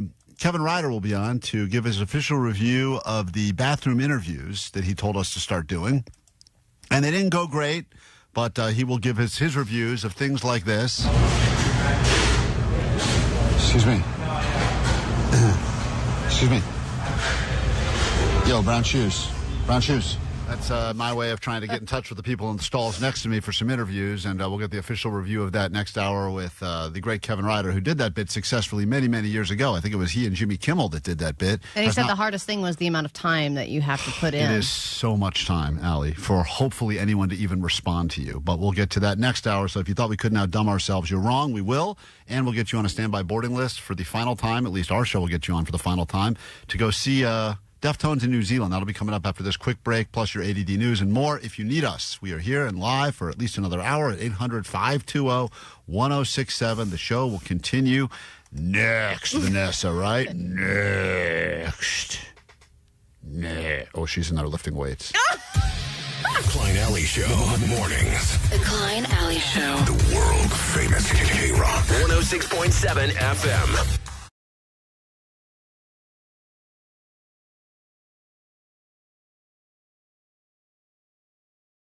Monday morning, we'll announce where you'll be going to next, a new band and a new destination. So if you can't get on this standby list, fear not. We have more for you in the future. 323, can you imagine what Klein's number would have been if he didn't self-pleasure that morning? Oh, I should have asked that guy. It would have definitely changed everything. Could have won the whole thing. Biggest T on the show. Vanessa's the winner. 949, why is anyone surprised that the puppy chucker has the highest T? That's not nice. We're not going to talk about any of that anymore. She's now Vanessa. Yeah. So this is very exciting, and thank you for everyone putting up with us. And we will post all results if you missed them. But apparently we are this show is coursing with testosterone, which Except is for good. me and Jake, right? Yeah. Yeah, and Johnny, Low T Johnny over there, also known now on the text line as Post Lady Johnny. So a lot of nicknames coming through as well. And Jody, that's right. Let's get into your news now. Grab your Adderall. It's time for ADD News. Alex Honnold is a legendary climber. He is somebody who was made famous by his free solo up El Cap in Yosemite. It's definitely something that he could have died doing many times over, but he was successful and very famous, obviously, for his accomplishment there. Then he climbed up a skyscraper in Taipei on live television on Netflix, and of course everyone's doing interviews with Alex about that climb. But the thing is, with interviews, Klein, it's important to ask the right questions. And in all these interviews, nobody had asked this until now. And now we have the right question and the right answer. Doesn't sound like it. Doesn't sound like we have either ready to go. I'm waiting. We're all waiting. Look, I don't know who's messing with the buttons over here. Oh, here we go. But blame the buttons. The buttons were off. The buttons are always on. Why don't you check and see if your volume's turned up? Why don't you see if My that's volume is on. So you were doing what Tom Cruise was doing in Mission Impossible 2, but you were dropping a number 2? Yeah. I can never climb. I love the clarifying questions. Great, too. good follow-ups. Well, look, I mean, this guy's been doing a ton of interviews. I don't know why Vanessa hasn't been able to book him for our show yet. We demanded he was on with us when he was climbing that building. Come on, poop talk. And you better believe that question was on my list of short questions to ask the guy, because, listen, who really cares? All the climb. Great, the guy can climb. That's incredible, but how many questions do you have about that? These are real-life questions. The guy's on the side of a mountain for hours or climbing a building for an hour. You got to go. You got to go. Well, and he's normally asked the same questions every time, which is, how do you not think about how far up you are and how scared you are to fall and all this crap? He doesn't think about any of that because he's just not built that way. And I think that we've asked a few bands before what they do when they've got to dump out while they're in the middle of like a 3-hour set on stage. We asked Stu Mundell from the helicopter. Oh, yeah, that's right. We asked Stu, our buddy in the chopper up above. And I think we've asked a pilot. We've asked anybody. He just takes a dump out of the chopper, right? Right out the chopper. Wherever it falls, right? He hangs out the chopper. He gives a little shout out. He goes, "Hey, Pacoima, here it comes." Sweet damn it. Yeah. And we asked way too many follow-up questions. Yeah, way too many follow-ups. Love you, Stu. There are people who are famous for their accomplishments, and then there are people who are famous for their failures. And this woman has been a serial failure. In my eyes, I think this is something that's brag-worthy. The famous stowaway, who this woman has become famous for. She's a serial stowaway on airplanes, and she is able to sneak onto airplanes without anybody knowing. And then she's been like going to these incredible places without paying for a ticket. But it's incredible how she's able to sneak onto multiple flights and become kind of known for this. It's funny how you're bragging about figuring out, Allie finally figured out how to use her points and maximize points to get, discounted airfare. And this woman's looking at you like you're a sucker because you're going, oh, I used 20,000 points from this, and then I opened this credit card and I only had to pay $11 and for she's my like flight. A gate agent looked that way. Yeah, and she's like, I just walked out with luggage. And these are just the stories that we know about. This is just the times she's gotten caught. And this is in the U.S.? She was in the U.S. and flying to Italy in this situation. This is surveillance video of serial stowaway suspect Svetlana Dali at Newark Liberty yesterday. Watch as the ticket agent is busy with one passenger. Dali allegedly just walks by to get on United Flight 19. And this is a photo of Dali on that flight. We are told the crew apparently did not realize that something was wrong until last night's flight was well out over the Atlantic. And then, great. What are they going to do at that point? How do you get past TSA? I don't know, dude. She just figures it out. And they said that because she's just this, basic-looking grandma, she gets by because no one suspects her. She basically looks like everybody's grandmother. Nobody just pays a lot of attention because she has some sort of tendency to blend right into the crowd. That's, by the way, that's raisinist. To say that all grandmothers look the same is very raisinist, It's not that they look the same. It's just that they all look unassuming. You're just like, oh, there's the grandma. She's not a criminal. Right, but also you do kind of group all of we have a way of just grouping all of the olds together. Right. Oh, yes, so she's of just course. right. Must be there visiting her grandkids, etc. I think when I get old, that's when I'm going to start really committing crimes. Great. That's when I'm going to start living life on the edge because I am so forgettable now. Yep. Think about me 40, 50 Almost years like being from now. invisible. Exactly. Well, that's like your mom. That's why she shoplifts all the time. Yeah, that's why your mom's always stealing crock pots from Target. Yeah. Going, I'm not paying. They overcharge. I know. And then if somebody catches you, you just do the down. Yeah. Great. What's happening? That's good. Ow! This tote was just, how did it get in my cart? And they're like, just get out of here, lady. Yeah.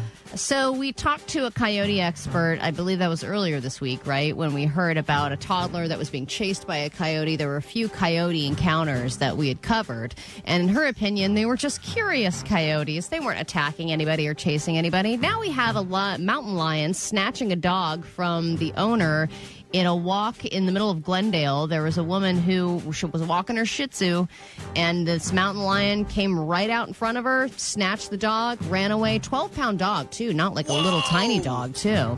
And I wonder if this woman would also say that this mountain lion was just curious. Just curious. But she said, yeah, she felt this strong whoosh right behind her, had no idea what it was, and then the mountain lion just came and pounced on the dog and ran up the hill with him. Does it say what time of day?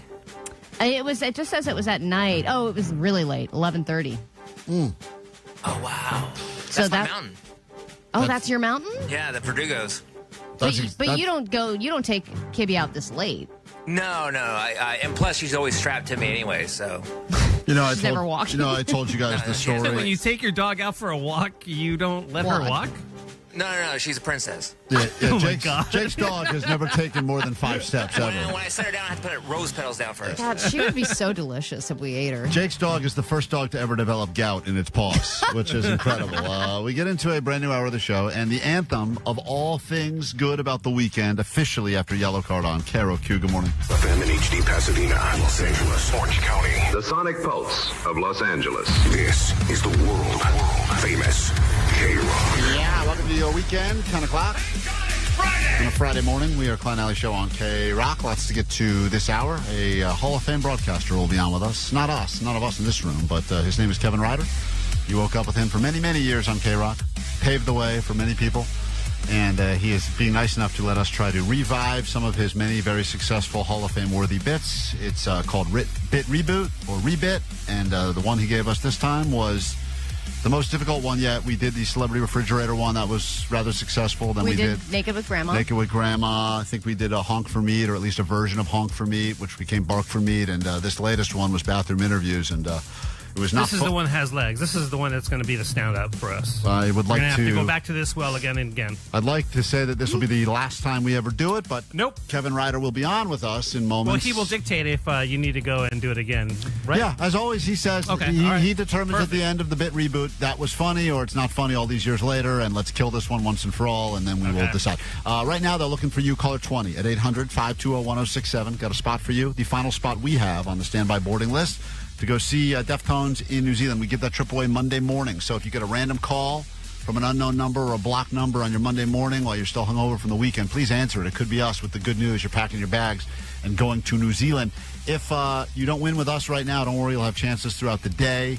And then hopefully you win that trip. And then, of course, Monday we'll announce where you'll be going to next. Another international destination with a band that people will be very, very, very, very excited to go see. Oh, yes, very rabid.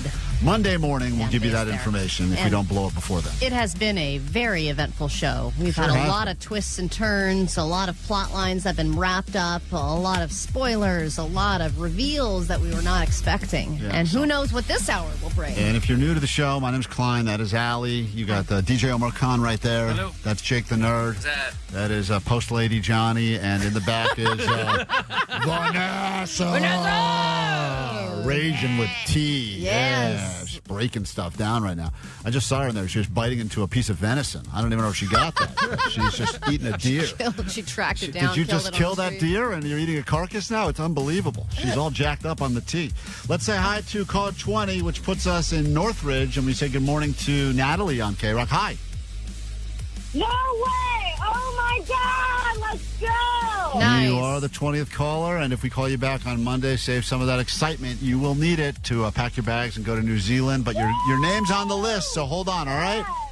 Sweet dibs. Sweet dibs. Sweet dibs. See, sweet dibs is the appropriate celebration for most things.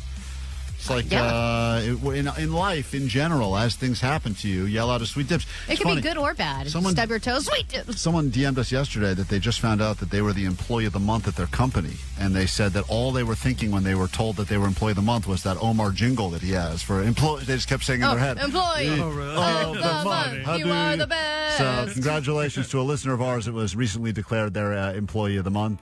Kevin Ryder will be on with us in moments for some Bit Reboot on KROQ.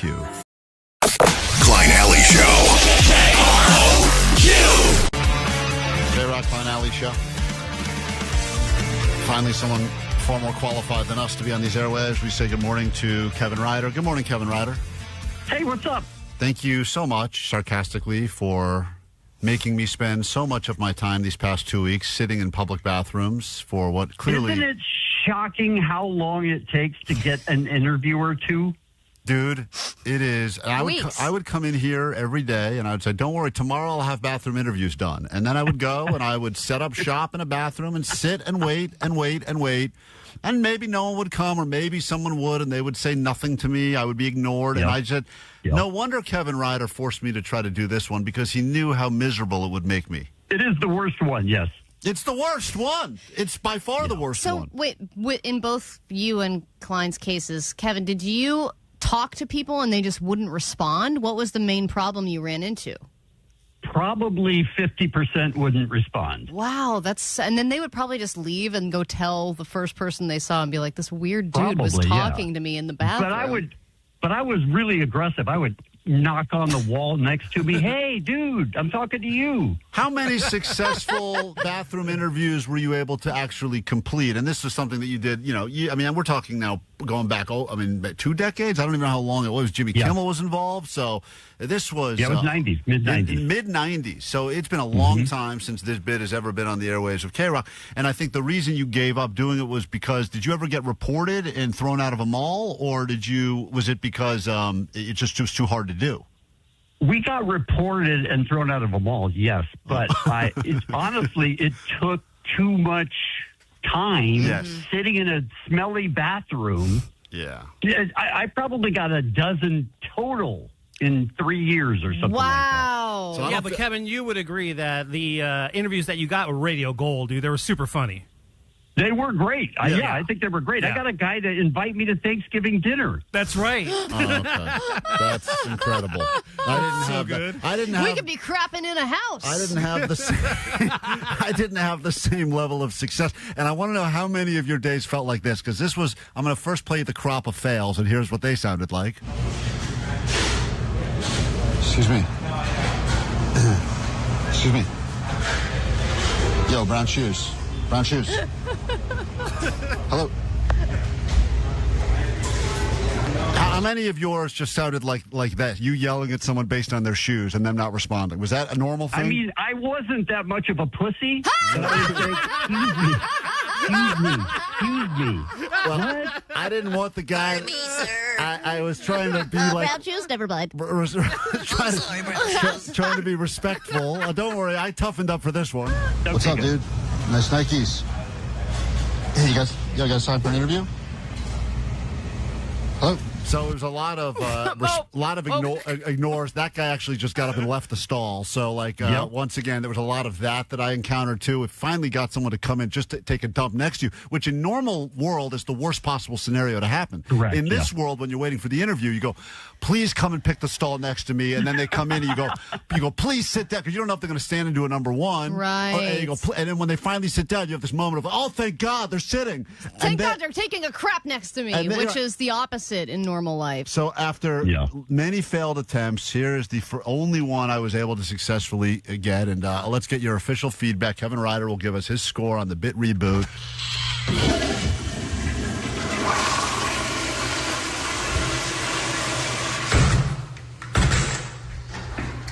Yo, Nikes. Yo, you calling me that? Yeah, this is at Mendocino Farms, I want to point out. Shout out Mendocino Farms. Just wow, what a place to take a Yo, crap. Nikes. Yo, you calling me that? Yeah, what's up, dude? What up, what up? You got a quick second for Yeah, hey. I'm crabbing. What are you doing? What I decide, What's crabbing, dude? What what I realized early on is when I let them sit for a while to get comfortable and then I jumped in, they never responded. But if my plan on this guy, just right the now. The second a new guy entered, Yeah. I wanted to make them feel like they were coming into an already established situation. Like, hey, I'm here. Right. That was my plan. Welcome. So I tried to add the confidence back to it. Wow. So I wasn't. Yeah, what's up, dude? What up? You got a quick second for a chat? I mean, I'm kind of busy right now, bro. I just wanted to I'm trying to get thoughts about James Van Der Beek. Obviously, recent passing. Any thoughts about that? I mean, you want me to do this here? Taking care of some private moments right now? Yeah, well, I do a thing. I don't know if you've heard about it. It's pretty popular segment called Bathroom Interviews, where I get people's uncandid responses to things while they're currently in the bathroom. Okay, I mean... So any the stupid... Did you just dump out? No, the auto flush. Because I didn't want to sit they didn't have auto flush in the 90s. Yeah, the stupid auto flusher was going off on my toilet because at one point the toilet just goes, "Why are you still here?" Right, I'm going to flush to remind you to get up. Right, when you sit there long enough, it's like red lighting you at a comedy club. Yeah. It's like, get the hell out of here. So it flushed on me. Any thoughts?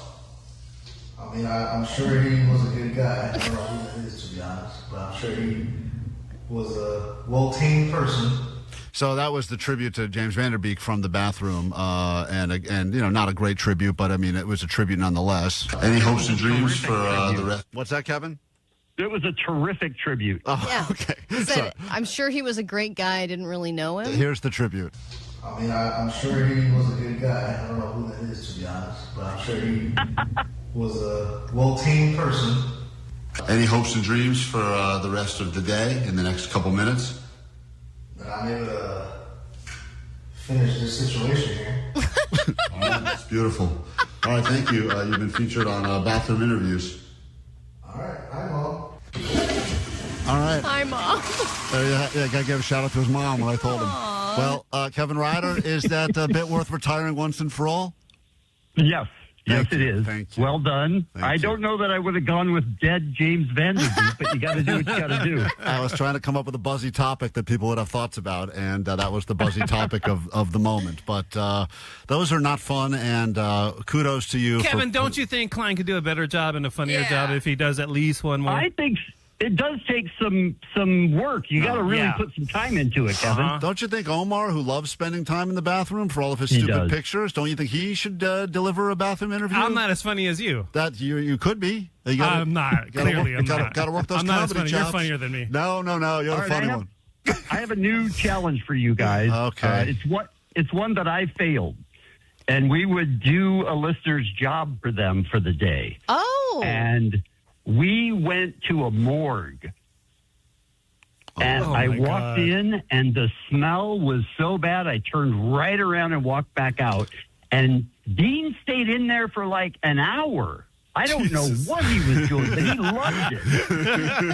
That checks out. Hey, Kevin, when you do this bit, didn't you guys use aliases for some odd reason? Oh, I think we did, yeah. Something in Honus or something? Honus and... Yes, I don't know why. Just for some random-ass reason, Raheem and Honus. Raheem and Honus, that's right. So wait, you worked at a morgue. You did a list. I remember you did the bit listener's job, so you went to the morgue. We actually we met a listener one time, Allie, that works in a morgue that does the makeup for the dead bodies. I think it's family business. Family business. So maybe if they still listen. I'm saying go there and do that with them. Right. Cool. Right. And who from the show gets to do that one? That's you and Allie. No. It's Raheem and Honus, obviously. Yeah, you guys are Raheem and Honus now. I don't want to be Honus. Which one of you is Honus? You're definitely Raheem. All right, so... Honus is the bottom. Okay, great. Kevin Ryder, that'll be the next challenge in Bit Reboot. We'll have to go do a listener's job. If anyone works at a morgue and would like to have us come in and do the job with you, I guess we have to, and I don't know why we've done this. You will throw up. Oh, 100. I will be in this situation. You'll be Kevin. I will be the Kevin, and you will be the B. And Allie will stick around and bang the body for sure. All right. Well, Kevin Ryder, always a pleasure. Thank you for joining us, and thank you for letting us disparage your great legacy here at K-Rock. No worries. Thank you. All right. Back in a moment. K-Rock Mile High Club. Favorite K-Rock bands and destinations all around the world. Stop number 7. Do a haka on the Sky Tower. Climb a volcano. Visit Lord of the Rings filming locations. when you see Deftones in Auckland, New Zealand.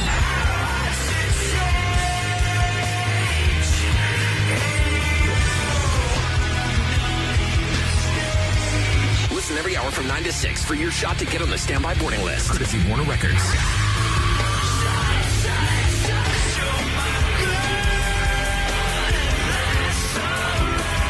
You could be off to see Deftones in the land of rugby, black sand, and a flight so long you'll come back with a new accent. Keep it on K-Rock to win.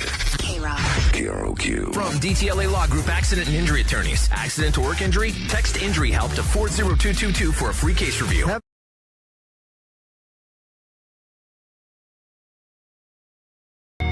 If you were unaware of what's been happening here the last 24 hours, it's been kind of interesting. And maybe you're a dog lover, maybe you don't care. But you do have a decision to make if you see a dog roaming through the streets of Southern California traffic and you don't see anyone near the dog. Sometimes you see those weird joggers. You see a dog, you go, oh, loose dog. And then you see a guy jogging behind. And you realize there's a couple times, as you know, I failed to try to save dogs. There was the time I saved what I thought was a dog about to walk into the street, only to realize it was an art installation, and it was not a real dog. It was a statue of a dog. Is that statue still there, by the way? No, they moved it. I don't know if they're moving it around from place to place, but I remember I only twice was fooled by it, and never again. So that time I did not successfully do it. One time I saw what I thought was a rogue dog, went to get the dog, and then the person yelled, hey, hands off my dog. Yeah, usually it's a failed steal rescue. A dog. And then there was, kind of what took place yesterday, which was driving to work and shooting that stupid video that we were doing for the, I don't know, whatever you want to call it, Allie. Apparently you had just self-pleasured as well. Earlier in the morning, because I was up at like 3 in the morning, and I did that to try to fall back asleep, and it didn't work. But anyway, this was me, in the middle of doing a stupid TikTok video, and then I saw the dog dart across the street and then basically walk up and down the middle lanes of 6th Street yesterday morning. And make you thrive instead of just survive in your relationship. And it doesn't matter if you've been dating for a few months or maybe you've been married for a decade.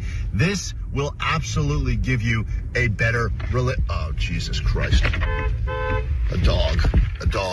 Oh, hold on. I got to save a dog. Hold on. It's me trying to stop cars from all directions. Dog's in the middle of the street. Hold on. And I turn the car sideways, block traffic. Everyone's mad at me. Get out and get the dog into the building here. And then this dog spent most of the day yesterday with us. Terrified. And then after the show, we had to make a decision. We were unable to track down the owner. This thing had no collar on it. We made the decision that someone would have to take it to go see if it had a microchip in the dog. And we assumed it probably would because it seemed like it had a vest on. It seems like it was someone's dog, not a complete stray. It was an English Cocker Spaniel, brown one. Right. Well, looked like somebody's dog. Didn't just look like a random stray. So we said to Jake, you're single, you love dogs, you have a rescue dog, you have a shack. Any chance you want to help us with the dog? And Jake said, no, can't do, no way, no how. What was your excuse, Jake? I already have a dog, and I was busy. Doing what? Napping. He's got a nap schedule. I had a show last night. I was going over my day yesterday, which involved taking my kid to the pediatrician, taking another kid to some sort of a practice, a therapy appointment, another, like 9 things. And I was like, here's what I have. Jake, any chance you can help out? He's like, I'm going to a show later tonight, and I've got a 4-hour nap, so impossible. That's very important. Impossible. Hey, I helped. I did more than you. So Jake had I got the leash on it. Jake helped. If we didn't have the leash, none of this is going to happen. All right. Right, you did the leash. So Allie, who has another busy life, because Johnny and the dog bonded during the show yesterday. I said to Johnny, any chance you want to take the dog? Yeah, and what was your excuse, And Johnny? Johnny's got no kids and no anything else. Got a girlfriend, and Johnny said, I don't have a yard or something. He had some story he couldn't take the dog. Yeah, our house is on a hill. Like, we have no backyard or front yard. So Johnny, you have no animals. You can keep it in the place. Yeah, also, you guys don't bring a big responsibility like that and try to pawn it off on your coworker. We weren't trying to pawn. We were trying to do the right thing for the dog, and once again, we were all trying to step up. So of course. When Vanessa doesn't live in the area. Yeah, Vanessa is not allowed to have dogs at her place. Her place is a no-dog place. Yeah. So I decided, well, and you explained that you had a lot of different things going on. You had a tough window to bring this dog to any kind of vet to get microchipped. I said, you know what? I'll take the damn dog. I'll take it with me, and I'll drop it off at the vet to see if there's a microchip. It happens that my wife and kid are out of town. I would have really enjoyed one day with no responsibility. Yeah, we threw a big one on you. One window would have been nice, but I ended up getting the dog in my car and driving it to the vet. The last thing I said is Allie was going to the vet, because I called to make sure the vet would do microchipping. They said they do. I said, I guarantee you, Allie, this dog will have a microchip, and we'll be able to solve this mystery within 25 minutes. So I brought the dog in there. And How'd you do that? How'd you bring it in? With the leash? Jesus Christ, Jake. Jake, Enough with the stupid leash. It's such an insignificant part of the story. You know what? If you hadn't had a leash, we would have gone to Ralph's and gotten a leash. We would have used a shoelace, Jake. It's not that big of a contribution to the story. You used any string. Anything at all could have been that leash. That leash. A belt. And by the way, every time we're doing anything with this dog, Jake keeps going, remember, bring back the leash. He was so annoying about this leash. God. It was like unbelievable. Just take it at this point. I use the leash to get the dog out of the car. The dog gets super freaked out in the vet. The person gets one of those little microchip readers. We're trying to get it on her back, and she starts freaking out and kind of nipping at both of us. They had to put a muzzle on the dog to get a proper read. She went up and down. She used 2 different readers. She said, well, if there's one thing I can tell you, it's that this dog has no microchip. And she was like, but she's probably a stray. Maybe she's biting because she's just used to being out on the streets. I was like, I don't think so. This dog has a vest on. But, I mean, stray dogs just don't walk around with vests. And I know vests. Right. Allie, that's where Allie's sweet spot is. As a lesbian. She was like, well, you're right about the vest. And then she said, I said, well, she said, when people lose their dogs, they immediately start calling shelters around the area. And I said, okay, well, should I take the dog to a shelter? And she said, absolutely not. Do not take it to a shelter. They're overrun with dogs. There's kennel cough. There's all kinds of things that this dog can catch by being at the shelter. By being with you. They didn't want the dog to catch kennel cough from Allie. So I was like, all right, now I'm stuck with the dog. And by the way, I'm also starting to kind of like the dog because the dog is being more and more nice. It's starting to rub up against me. It seems very comfortable in the car. And we're calling she's the laying back there. the dog Dibbits because we don't have a real name for the dog, so we call the dog Dibbits because a bunch of listeners suggested yesterday. So Allie's calling the dog Dibbits. Dibbits. But Allie's kind of freaking out because she got to bring the dog home. She's got 3 cats at home, so she's got a bad situation and too. 2 of the 3 cats have never even seen a dog in their lives. Right. They don't know what's going on. So I bring the dog home. I bring it immediately into the backyard area, and it starts. I mean, it loves the backyard, loves being out there. Sees my cat, starts barking, growling at the cat. My cat does like a Looney Tunes level, like up the stair while running into things on the way up the stairs. And they're thinking, what the hell, bitch? I was like, ah!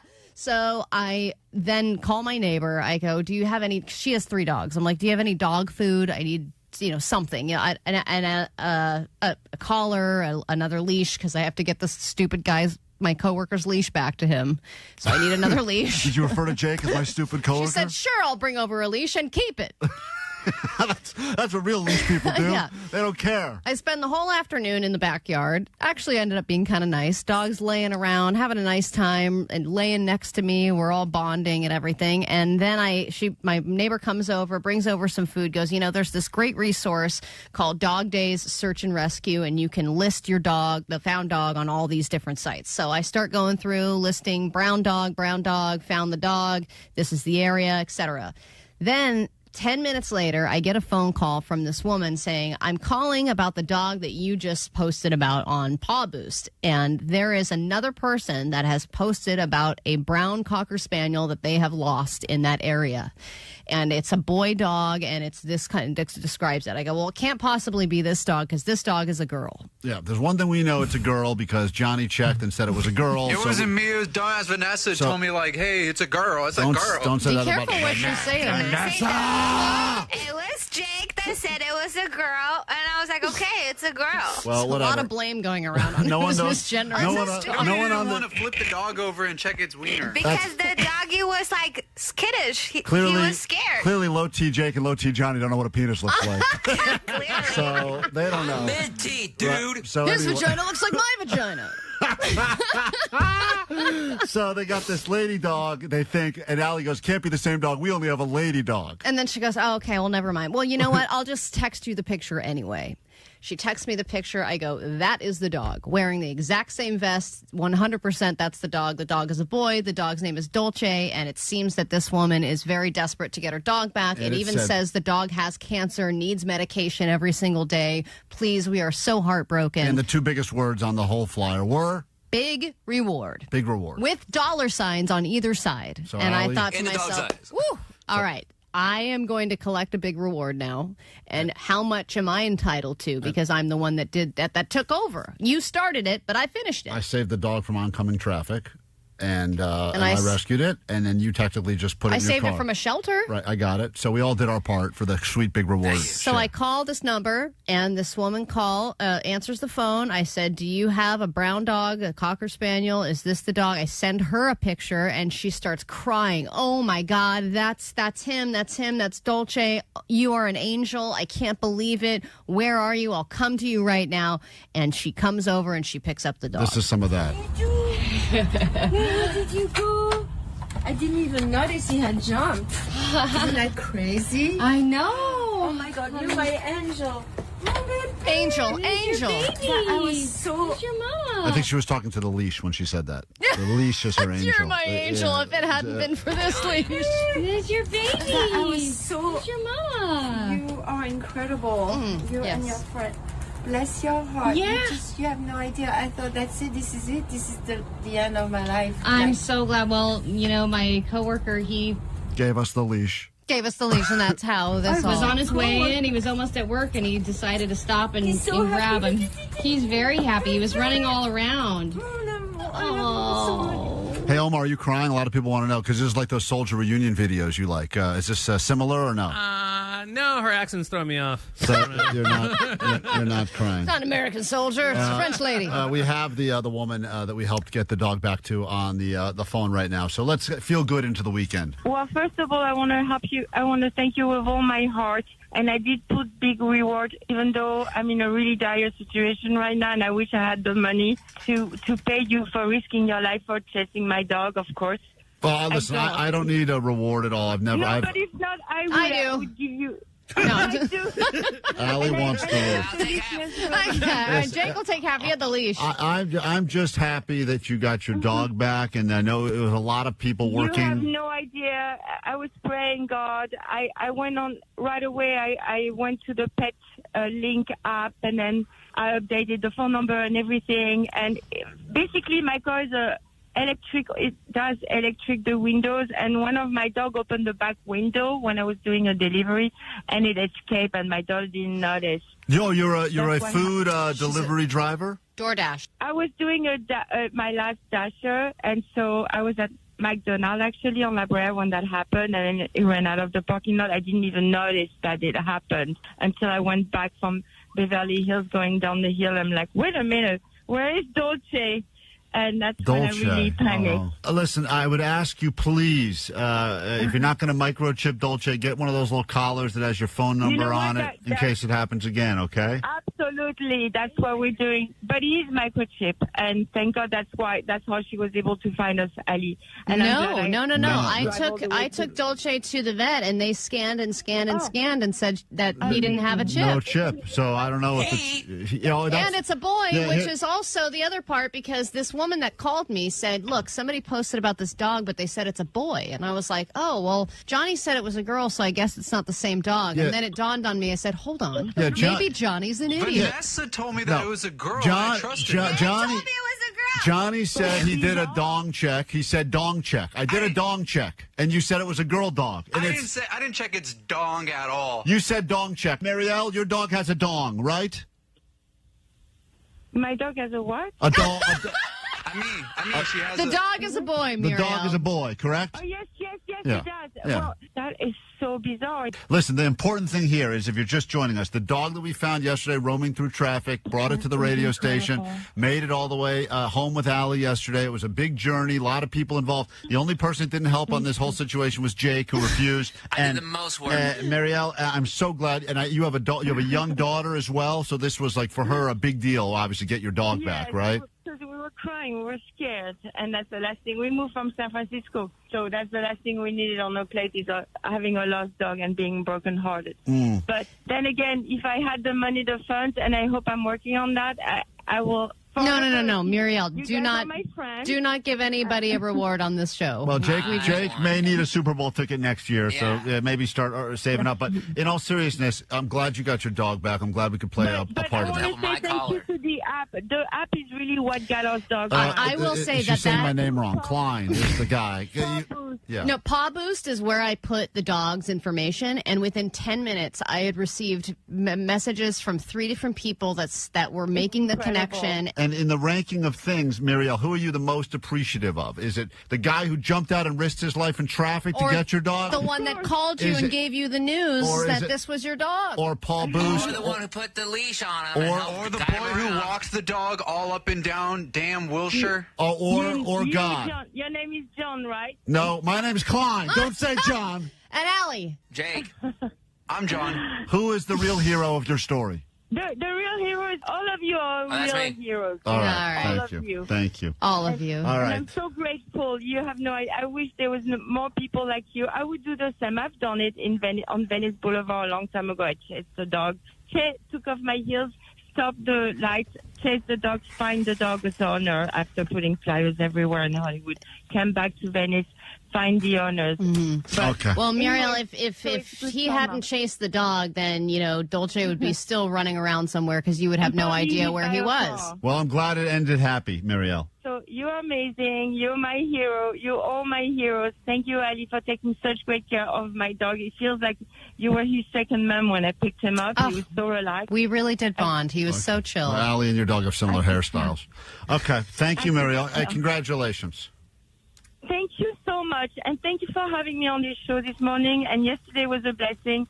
And Ali, you're awesome and gorgeous. Oh, that's the wrong song. Hold on. Oh, sorry, that's too soon. She did end. All right, thank you. Happy ending to that story. And now we can go ahead and get into heaven now, I think. So, Jimmy World, then takeaways and your weekend song after this on K-Rock. World famous K-Rock. Klein Alley Show. Klein Alley Show. K-Rock. Let's get the hell out of here. Do some takeaways from today's show. Get you into the weekend. Remember, Monday back, give away that trip officially. So hop on that standby boarding list while you can every hour through 6 p.m. tonight. Sluggo has shots for you. Kevin Ryder, Megan Holiday. Get those spots on the standby list so we can call you up on Monday and give you the good news. You're packing your bags and going to see Deftones in New Zealand. Then we announce another trip, another band, another international destination, and start putting your name on a brand new standby boarding list. Also next week, Allie, we take the show on the road. A week from today, we'll be doing a live broadcast. Ed is here. Breckenridge, Colorado, Hotel Alpen Rock. It's going to be a great time. We're heading out with a bunch of listeners, and that's going to be a live broadcast from 9,000 feet up in the sky. And hopefully we'll be high on altitude and other things, and we look forward to doing that live show a week from today. So plan accordingly so you can be a part of that. And I think we'll be YouTubing that one as well. So make that an event, plan your days accordingly, and that's all happening next week. Plus, we'll be giving away free tacos every day, courtesy of our friends at Del Taco. So get ready to win yourself some free tacos next week from us on K-Rock. 909, my takeaway is Klein won't look up at a booby titty caca. I will not. 909, I was just making sure I could say that on the air. It's like, check this. 909, my takeaway is Johnny shops at Forever Homophobe. Yep, it's favorite store. 213, Klein's got the poo hands. Apparently, when I go through TSA. Arms off. TSA. 6562, my takeaway is I don't want to be honest. No one wants to be honest. 760 is my takeaway is Vanessa, biggest T on the show. Gotta get a wheelbarrow for her to walk around with. Lug those things around. I started chewing on just like a piece of wood earlier. Yeah. I was just like, what are you doing? Yeah, it's a bone. A bone, yeah. 213, my takeaway is Dolce has a dong. 626, my takeaway is hey, brown shoes. Hey, brown shoes. Hey, that's what I say to people in the bathroom stall. Hey, brown shoes. And 626, John is a real hero. All right. Well, there you have it. Thanks for putting up with us, and congratulations to that nice French lady for getting her dog back. Thank you, Kevin Ryder, for joining us on the show today. Thank you guys for discovering the show, spreading the word to help us grow the show. We'll keep putting in the effort. You keep listening. What's your takeaway, Jake the Nerd? You're not getting into heaven without a leash, dude. Someone also pointed out that you don't walk your dog, so why do you even need a leash at all? Just in case. In case I need to rescue a dog. You don't even dog. walk your dog every day, so why do you... when is the last time you used that leash? I'm going to lose my effing mind. Vanessa's going to roid rage. We got to stop with this leash talk. It was this such is important. Omar, you have a takeaway for the love of Christ? All right, good takeaway. Allie, takeaway? My takeaway is cherry foo goes great with cookie butter. Cherry foo, available at Trader Joe's. Here's your weekend song. We'll do it next week. Try to do it better. If you need us in the meantime, there's a GOAT line for you, 844-956-GOAT. Thanks for downloading the podcast, subscribing, checking us out on YouTube, or our TikTok, where we are going viral as we speak. And now here we go. Woohoo. I'm going to be eggless. Go away, coyote! It's not about that Monday, Tuesday. No one cares about Wednesday. Thursday. Forget that noise. Ooh-ha. Are you ready for the weekend? Doña. Are you ready for the rear end? Are you ready for the weekend? Are you ready for the rear end? Monday, Tuesday, Wednesday, trash. Thursday, Friday, forget about that. Friday, Saturday, Sunday, sleeping in, eating brunch. I'm glad my thick layers can comfort you. Loved it. I love it. Like, you got dongs. Hit the beach or hit the mall. Go out with friends, do nothing at all.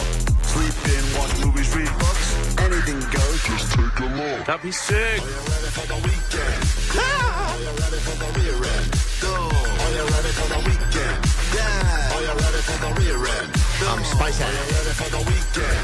Yeah. Are you ready for the rear end? Go. Are you ready for the weekend? Yeah. Are you ready for the rear end? No. Are you ready for the weekend? Yeah. Are you ready for the rear end? No. So you're amazing. You're my hero. You're all my heroes.